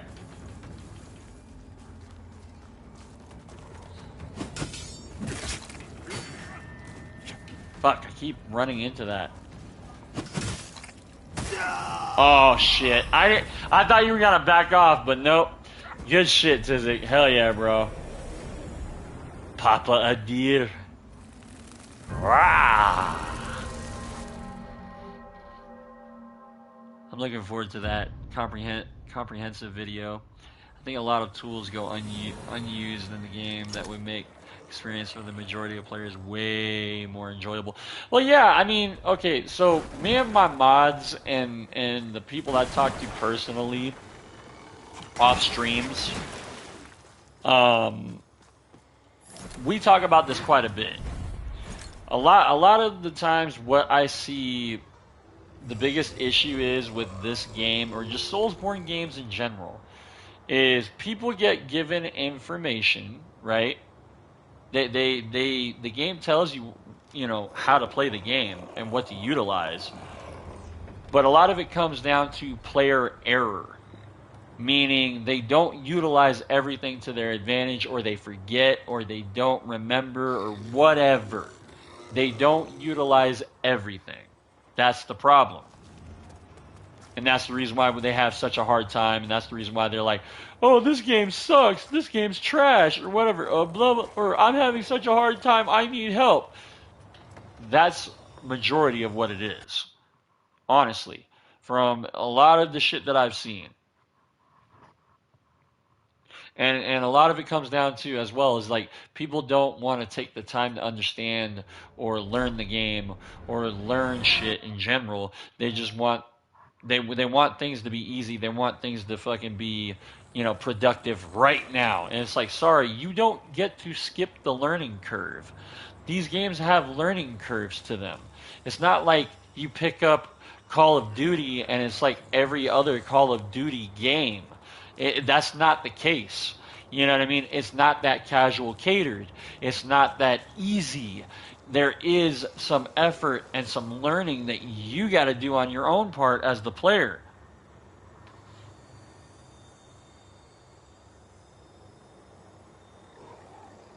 Switching your move set is a big part, but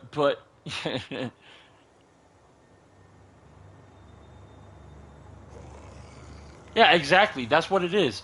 Or holding down the fucking trigger button, the right trigger or R2 button of your Call of Duty game. That's what it is. You know what I mean? That's really what it is. Mashing the R1 button. That's what that is. It's like it's brain dead. Brain dead. That's like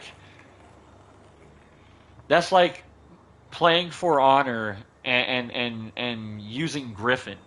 You know, maining Griffin. That's what that's the equivalent to.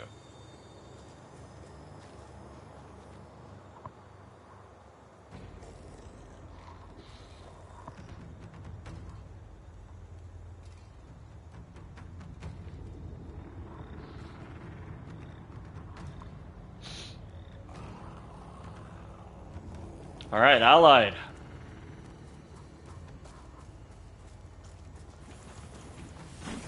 Let's get it, bruh.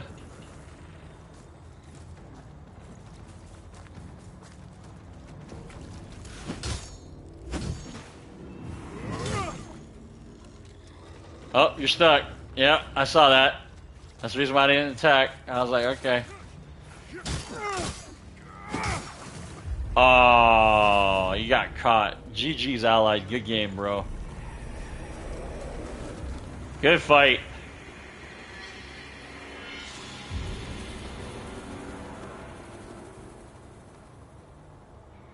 That's making it way harder and missing out on a lot of the content available. I mean, that's like trying to that's like coming from Elden Ring, right? That's like coming from Elden Ring and playing Wolong and just trying to spam your special attack because you come from Elden Ring spamming your L2. So you jump on Wolong spamming your triangle or Y button for your special attack, like because you are so conditioned to how fucking Elden Ring plays, and you're like, well, why isn't it working? Why am I having a hard time? Because you're playing it like it's a different fucking game. That's why.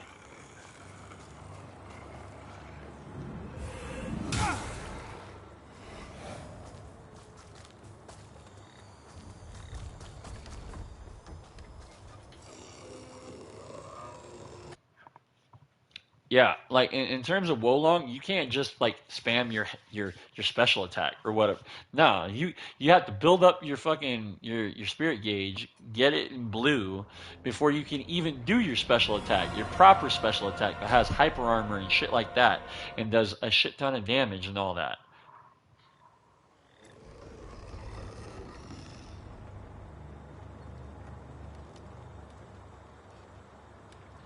Yeah, but here's the problem. In a 1v1 scenario, it's not that bad. But whenever you're dealing with like 2 to 3 people at the same fucking time, yeah, no. Like, that's a whole different story. You know what I mean? Because then it just becomes a game of like where you as the invader, you just run your ass off in a big open fucking area, and I'm sorry, that's not fun. It's not.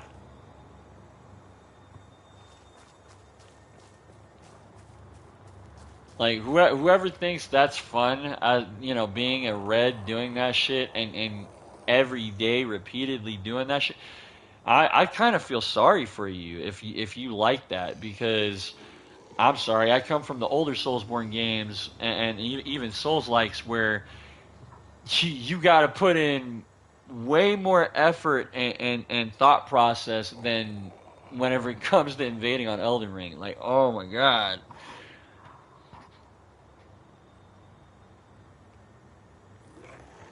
Boots, welcome in. Hope you're having a blessed day. It's been a long time since I've seen you in my comment section or even in a chat. I hope you're doing well. I forget the last time you commented or said anything. I know it's been a long time, but I remember you.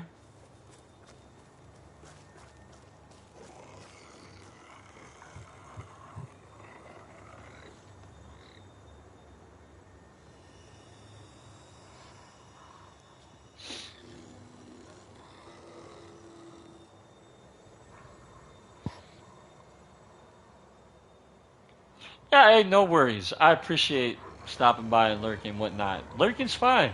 If you just want to soak it all in, hang out and vibe and chill, you're more than welcome. You know what I mean? I don't pressure anybody if you guys don't want to talk or whatnot. I like it whenever you guys do because I like to pick your guys' brains, and I also like to hear you guys' thoughts and opinions on certain things because I know I have the unpopular opinion about a lot of things whenever it comes to these Soulsborne games. So I like to hear other people's opinions on it and why they think the way that they do. You know what I mean? Adversity is key, and I'm all about it.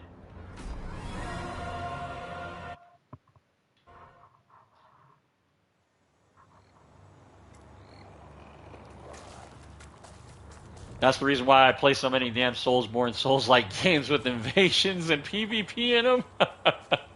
Because I don't subject myself to like, oh no, if it's not made by FromSoft, I won't play it. Like, that sounds so stupid to me. I'm an invader through and through, bro. I will invade on any game if you give me the chance. If I have access to it, and if it has an invasion mechanic on it, dog, you bet your ass at some point, when I get my hands on it, I'm going to try it out. Now, whether or not I'm going to like it, that's up for question and debate. You know what I mean? It may be hit or miss, but I will say this. The only invasion system that I currently do not like and I really don't care for at all is Elden Rings. I will play every other one besides that. Oh, besides Deathloop as well, because that's a first person shooter, and I don't care for first person shooters. And Watch Dogs, I don't count Watch Dogs as fucking invasions because, like, that invasion system's fucking weird. So yeah, those two are out the question already, as is. But Sniper Elite 5, oh, by the way, Tizik, I forgot to tell you, bro, I bought that before I moved. So I do have Sniper Elite 5 now on Xbox. And I do plan on jumping on that at some point, but it takes up so much fucking memory. So I gotta delete some stuff before I can actually play it and try it out. But I will play Sniper Elite 5 Invasions. I will play Salt and Sacrifice Invasions.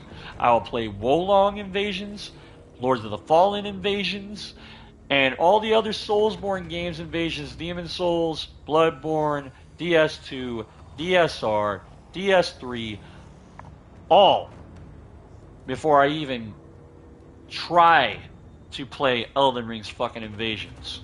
Because Elden Ring's Invasions are bottom of the barrel. And that's all thanks to the shallow ass PvP. Alright, Tizik, you ready?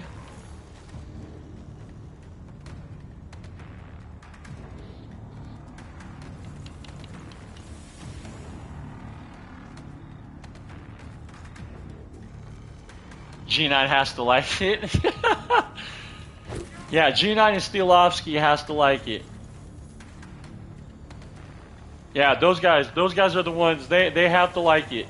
They have to like fucking the game in order for me to play it, and in order for me to like it, in order for me to try it and spend my money and all that. Yeah. If they don't like it, I won't like it. Like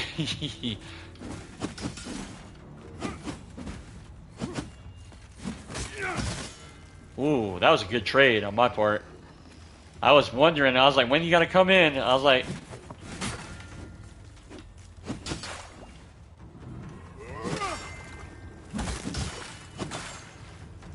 ooh, fuck, that's not a good trade on my part. That time. Oh, that, woo, oh, shit. Damn, son. Ah, good fight.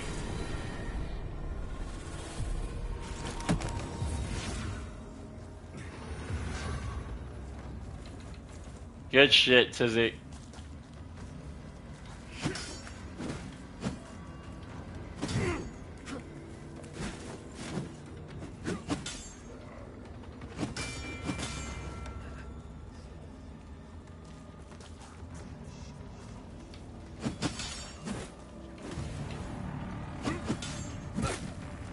Fuck.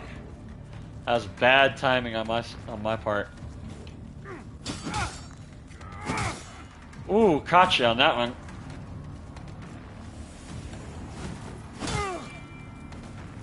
Nah, there's a little bit of lag going on. Yeah. It's gotta be, because I was like, you ran right into that. Oh, I traded and I still... I blocked the first one. And then you smacked me with the second one, and then I was like, well, fuck it. Wham! GG's, good fight. I think there was a little bit of lag on that fight. I would assume so. Yeah, had to have been. Like I said, you ran right into my heavy, and I'm like, okay.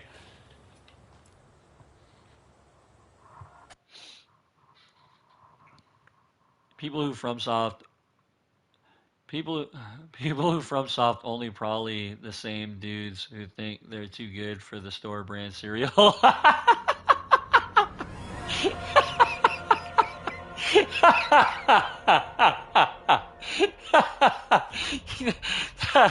I'm sorry, but that comment is so funny because it's so petty. But I know there's so many people out there that's like that, and it's just so fucking funny.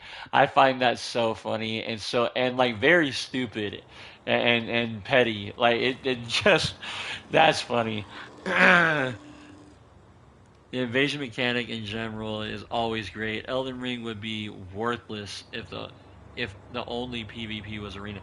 PvP and arena, like I tried doing that and I was like I got bored real fast because a lot of it was just all cheese and bullshit and garbage and I'm just like how do people have fun with this?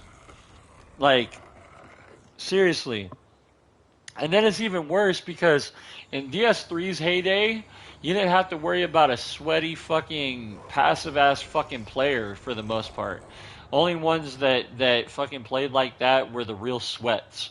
You know what I mean? Now you got these wannabe ass sweat lords that play passive as fuck and think that they're sweaty when in reality they just play passive.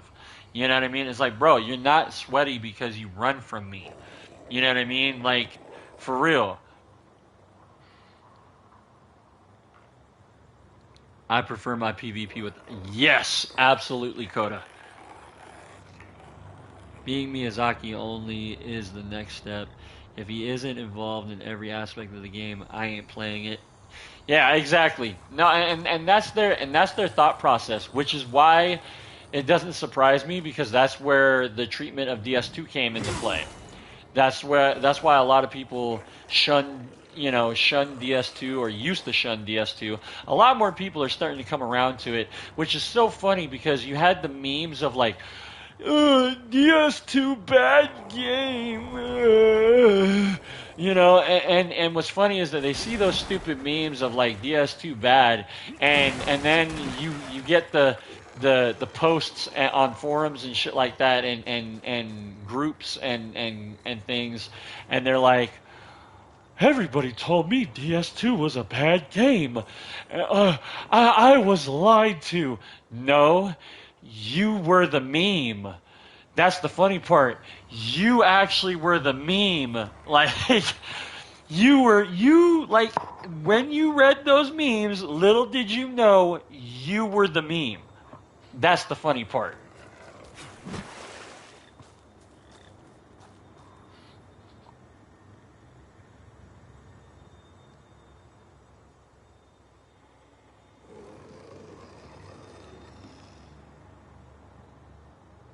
Completely unfair. Yeah, exactly. You know what I mean? Yes, 100% some guy. And Coda, I do agree. I do agree because if Miyazaki wasn't focused on Bloodborne, we would have never got DS2 the way it was. You know what I mean? Another aspect to think of as well. I mean, granted, I love Bloodborne, but like the thing that irked me was like, why'd you guys lock it at 30 frames per second, bro? Like, what the fuck is that?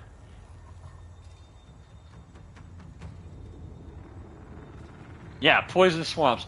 By the way, do you guys like poison? I hope you do because there's a swamp involved. You know what? I think Miyazaki has a low key fetish for Shrek. That's what I think it is. He's got a fucking Pixar Shrek fetish. That's it's got to be, man. It's got to be. What are you doing in my swamp? That's what it's got to be. He's got to have that, man. I swear. That do 10 times the damage of the player's inflicted poison. Yeah. All right, Chizik, let's get it, bruh. All right.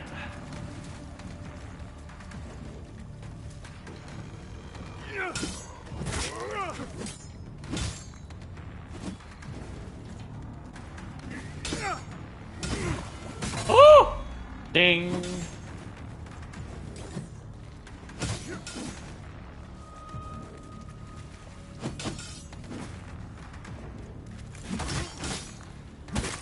Oh, come on. I had it too. If the ice didn't proc, I would have had it. That fight would have been mine.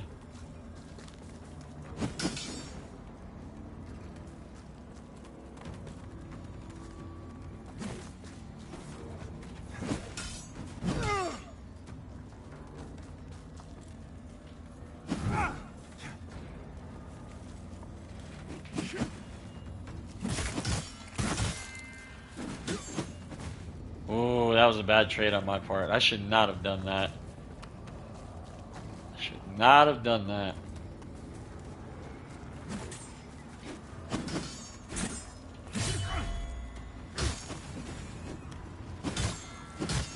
Woo!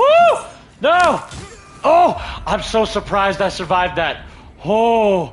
Wow! Yo, GG's, Tizik. Fuck yeah, dude. Good game. Good fight. Oh, I think I had a sliver of HP left whenever you fucking last hit me.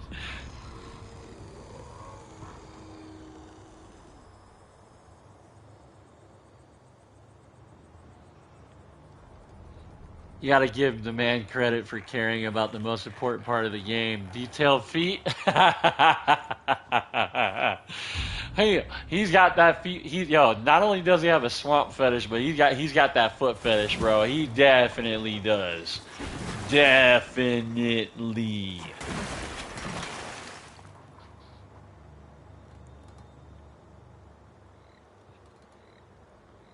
Nashandra beat Guinevere's ass. I'm just saying. Did I? No, I didn't. I rested, but I didn't quit out. That's funny.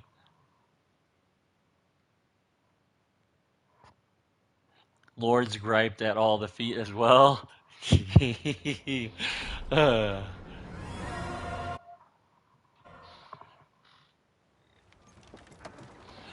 yeah, Lords of Armor got feet. Like, you know, what's funny is that what was it? I think there's like a oh yeah, Judge Cleric's fucking feet. Judge Cleric's like shoes don't have feet. That's right. Yeah, Judge Cleric's fucking legs ain't got fucking boots. They're bootless. Fucking feet galore. You know what I'm saying? Uh, uh, who is it? The Sacred Resonance, the Bell dude's fucking legs. They don't have boots either. They've got feet as well. Yeah.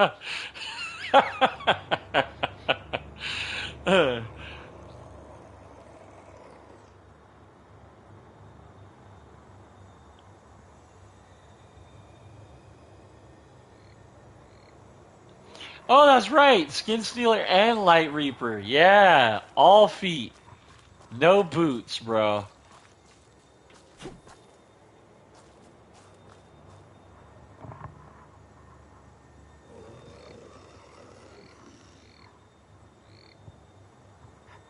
Yeah, they definitely got that foot fetish on lock.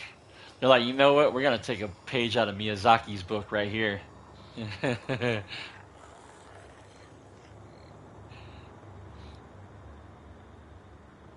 Herald of the Maw? Really? Herald of the... Wait, what? No. Herald of the Maw should have boots, I thought. Yeah. Wait. Wait. Let's get a good look. Oh, you're right. Oh, God. I totally forgot that fucking you see your actual toes with these boots. Oh, he got some crust. Holy shit, he got some thunder thighs. Damn. Like, whew. Put you in a headlock is game over. Lights out.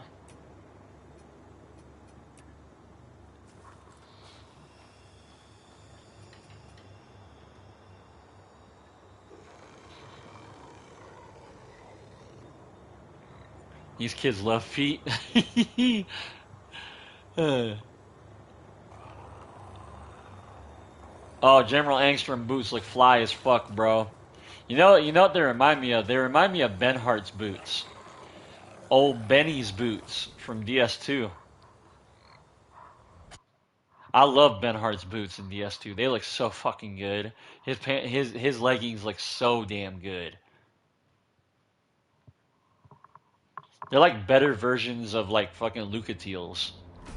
Like more like more like more manly like. You know, not feminine. Like actual like farmer boots type shit. You know what I mean? Like not farmer boots. That's a wrong analogy. No, more like pirates. You know what I mean? Like pirate type boots. You know, like actual thick ass boots, like Captain Jack Sparrow type shit.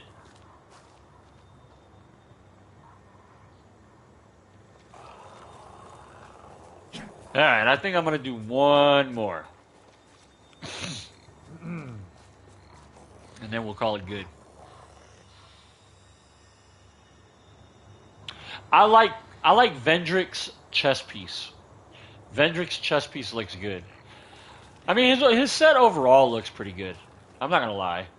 Like, but I feel like his chess piece is probably the better one.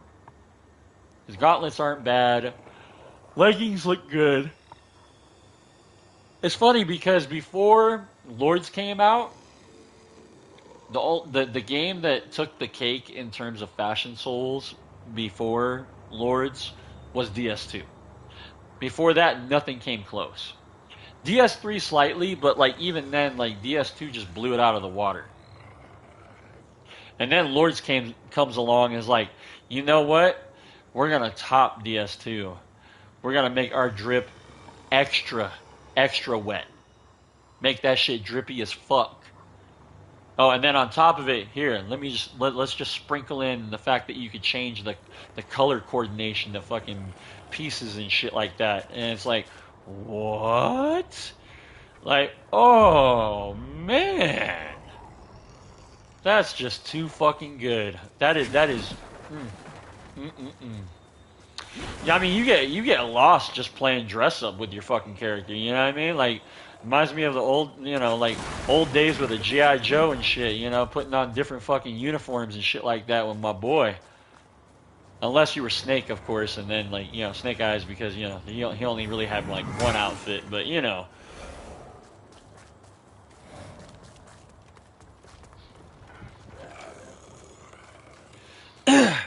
Oh, absolutely, boots, absolutely.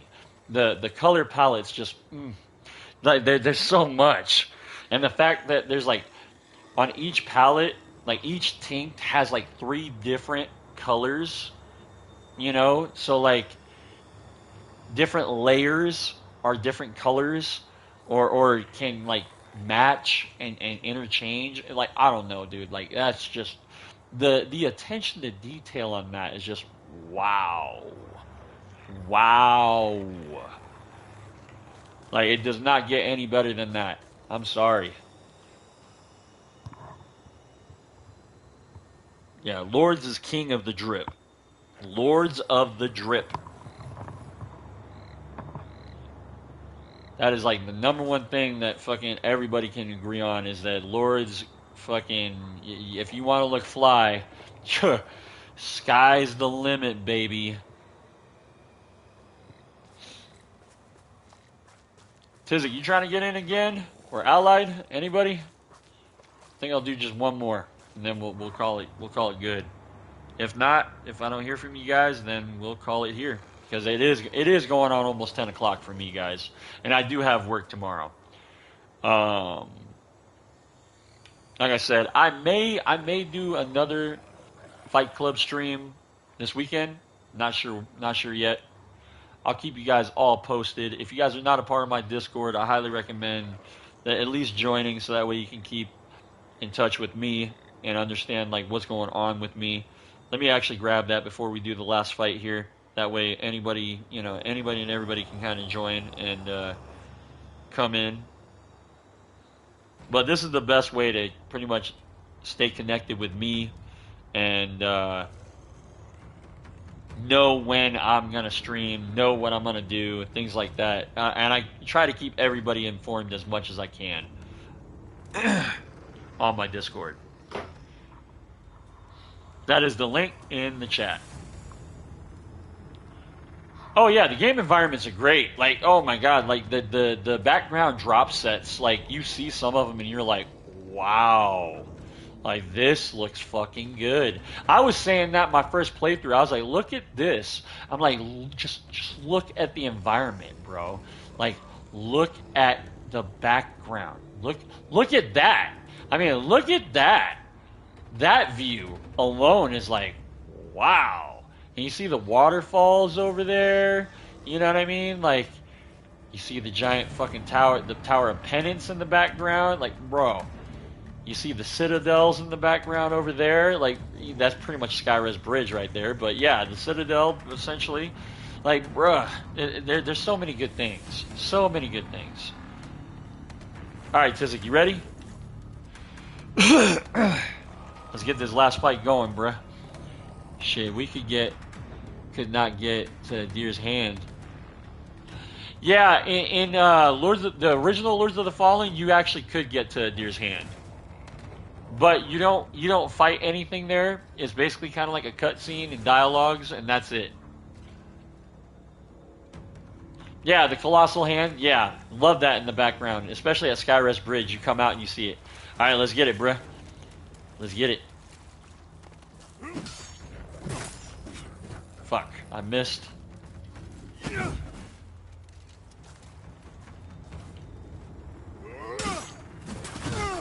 You missed on that one. Woo! Uh-oh. I don't think you had any more, I don't think, well, I don't know. Maybe you intended to do that. I think you tried to two-hand the Horned Skull and throw fucking projectiles at me, but I think you were dual-wielding instead. Either way, yo, GG's, Tizik. Good fucking fight, bro. Alright. Let me just take a look at what we got going on here. Just do a brief summary. So, build. Old Mournstead, large sword plus 10. And there's the runes right there. Another Old Mournstead, large sword plus 10. Runes right there on the bottom as well. For the throwables, we're going to be rocking Enhanced Short Javelin, Enhanced Banner Javelin of Protection, and Enhanced Banner Javelin of Assault. Whenever I go, this is like pretty much me just telling myself this is the setup and this is the loadout. Whenever I do invasions, whenever I go back to look at this stuff, guys. So don't mind me. Armor, rocking Calrath Guardsman Helm. Chest piece, Mournstead Infantry Armor. Gauntlets, Sovereign Protector Gauntlets. Leggings, Sovereign Protector Leggings. Pendant, we're rocking the Warrior's Claw. Rings, we are rocking both the Grayson's ring and a Dir Quamar ring. Of course, that's going to be removed. That's going to be put, I think it's, what is it? Slaughter's Coagulator is going to be right there. I don't think I'm going to equip any, I don't know. If he's a Mornstead infantryman, well, he's an old Mornstead general, so he doesn't really use any salts or anything like that. It doesn't even do wither. It doesn't do any of that stuff. And he's not a holy man either. He's just like literally part of the Mornstead army, a general in it. So I don't think we're going to use any buffs. I think we're just going to go the physical route. Brilestone Trio, Ammunition Satchel, and Purifying Bomb. Level 80, 24 Strength, 24 Agility, 15 Endurance, 44 Vitality, 18 Radiance, because my starter class for this setup is the Orient Preacher. So, yeah, those are some wasted points, but it is what it is. I don't have my quality guy situated yet, unfortunately. And then last but not least, 8 Inferno. Character, boom. 680 for my physical defense. Rocking the Eye of Loesch, of course, for the main socket for my umbral lamp. Tinct, we are rocking Hand Collector across the board. Looking swag-tastic. Fucking drippy as fuck. Someone go get me a towel. I'm so damn wet. Yo, but everybody who's been vibing with me, rocking with me all the way up to this point, thank you guys so much. And yeah, I think that's it for me, guys. Again, it's going on almost 10 o'clock. I got work tomorrow. May have another Fight Club up this weekend. I'll keep you guys posted, of course. And yeah, I hope to see you guys in the next one. I will have a new Lords of the Fallen Invasion video up either Friday or sometime this weekend. One of the two. But look forward to that. Anyways, guys, that's it for me. I will catch you guys all in the next one. Peace!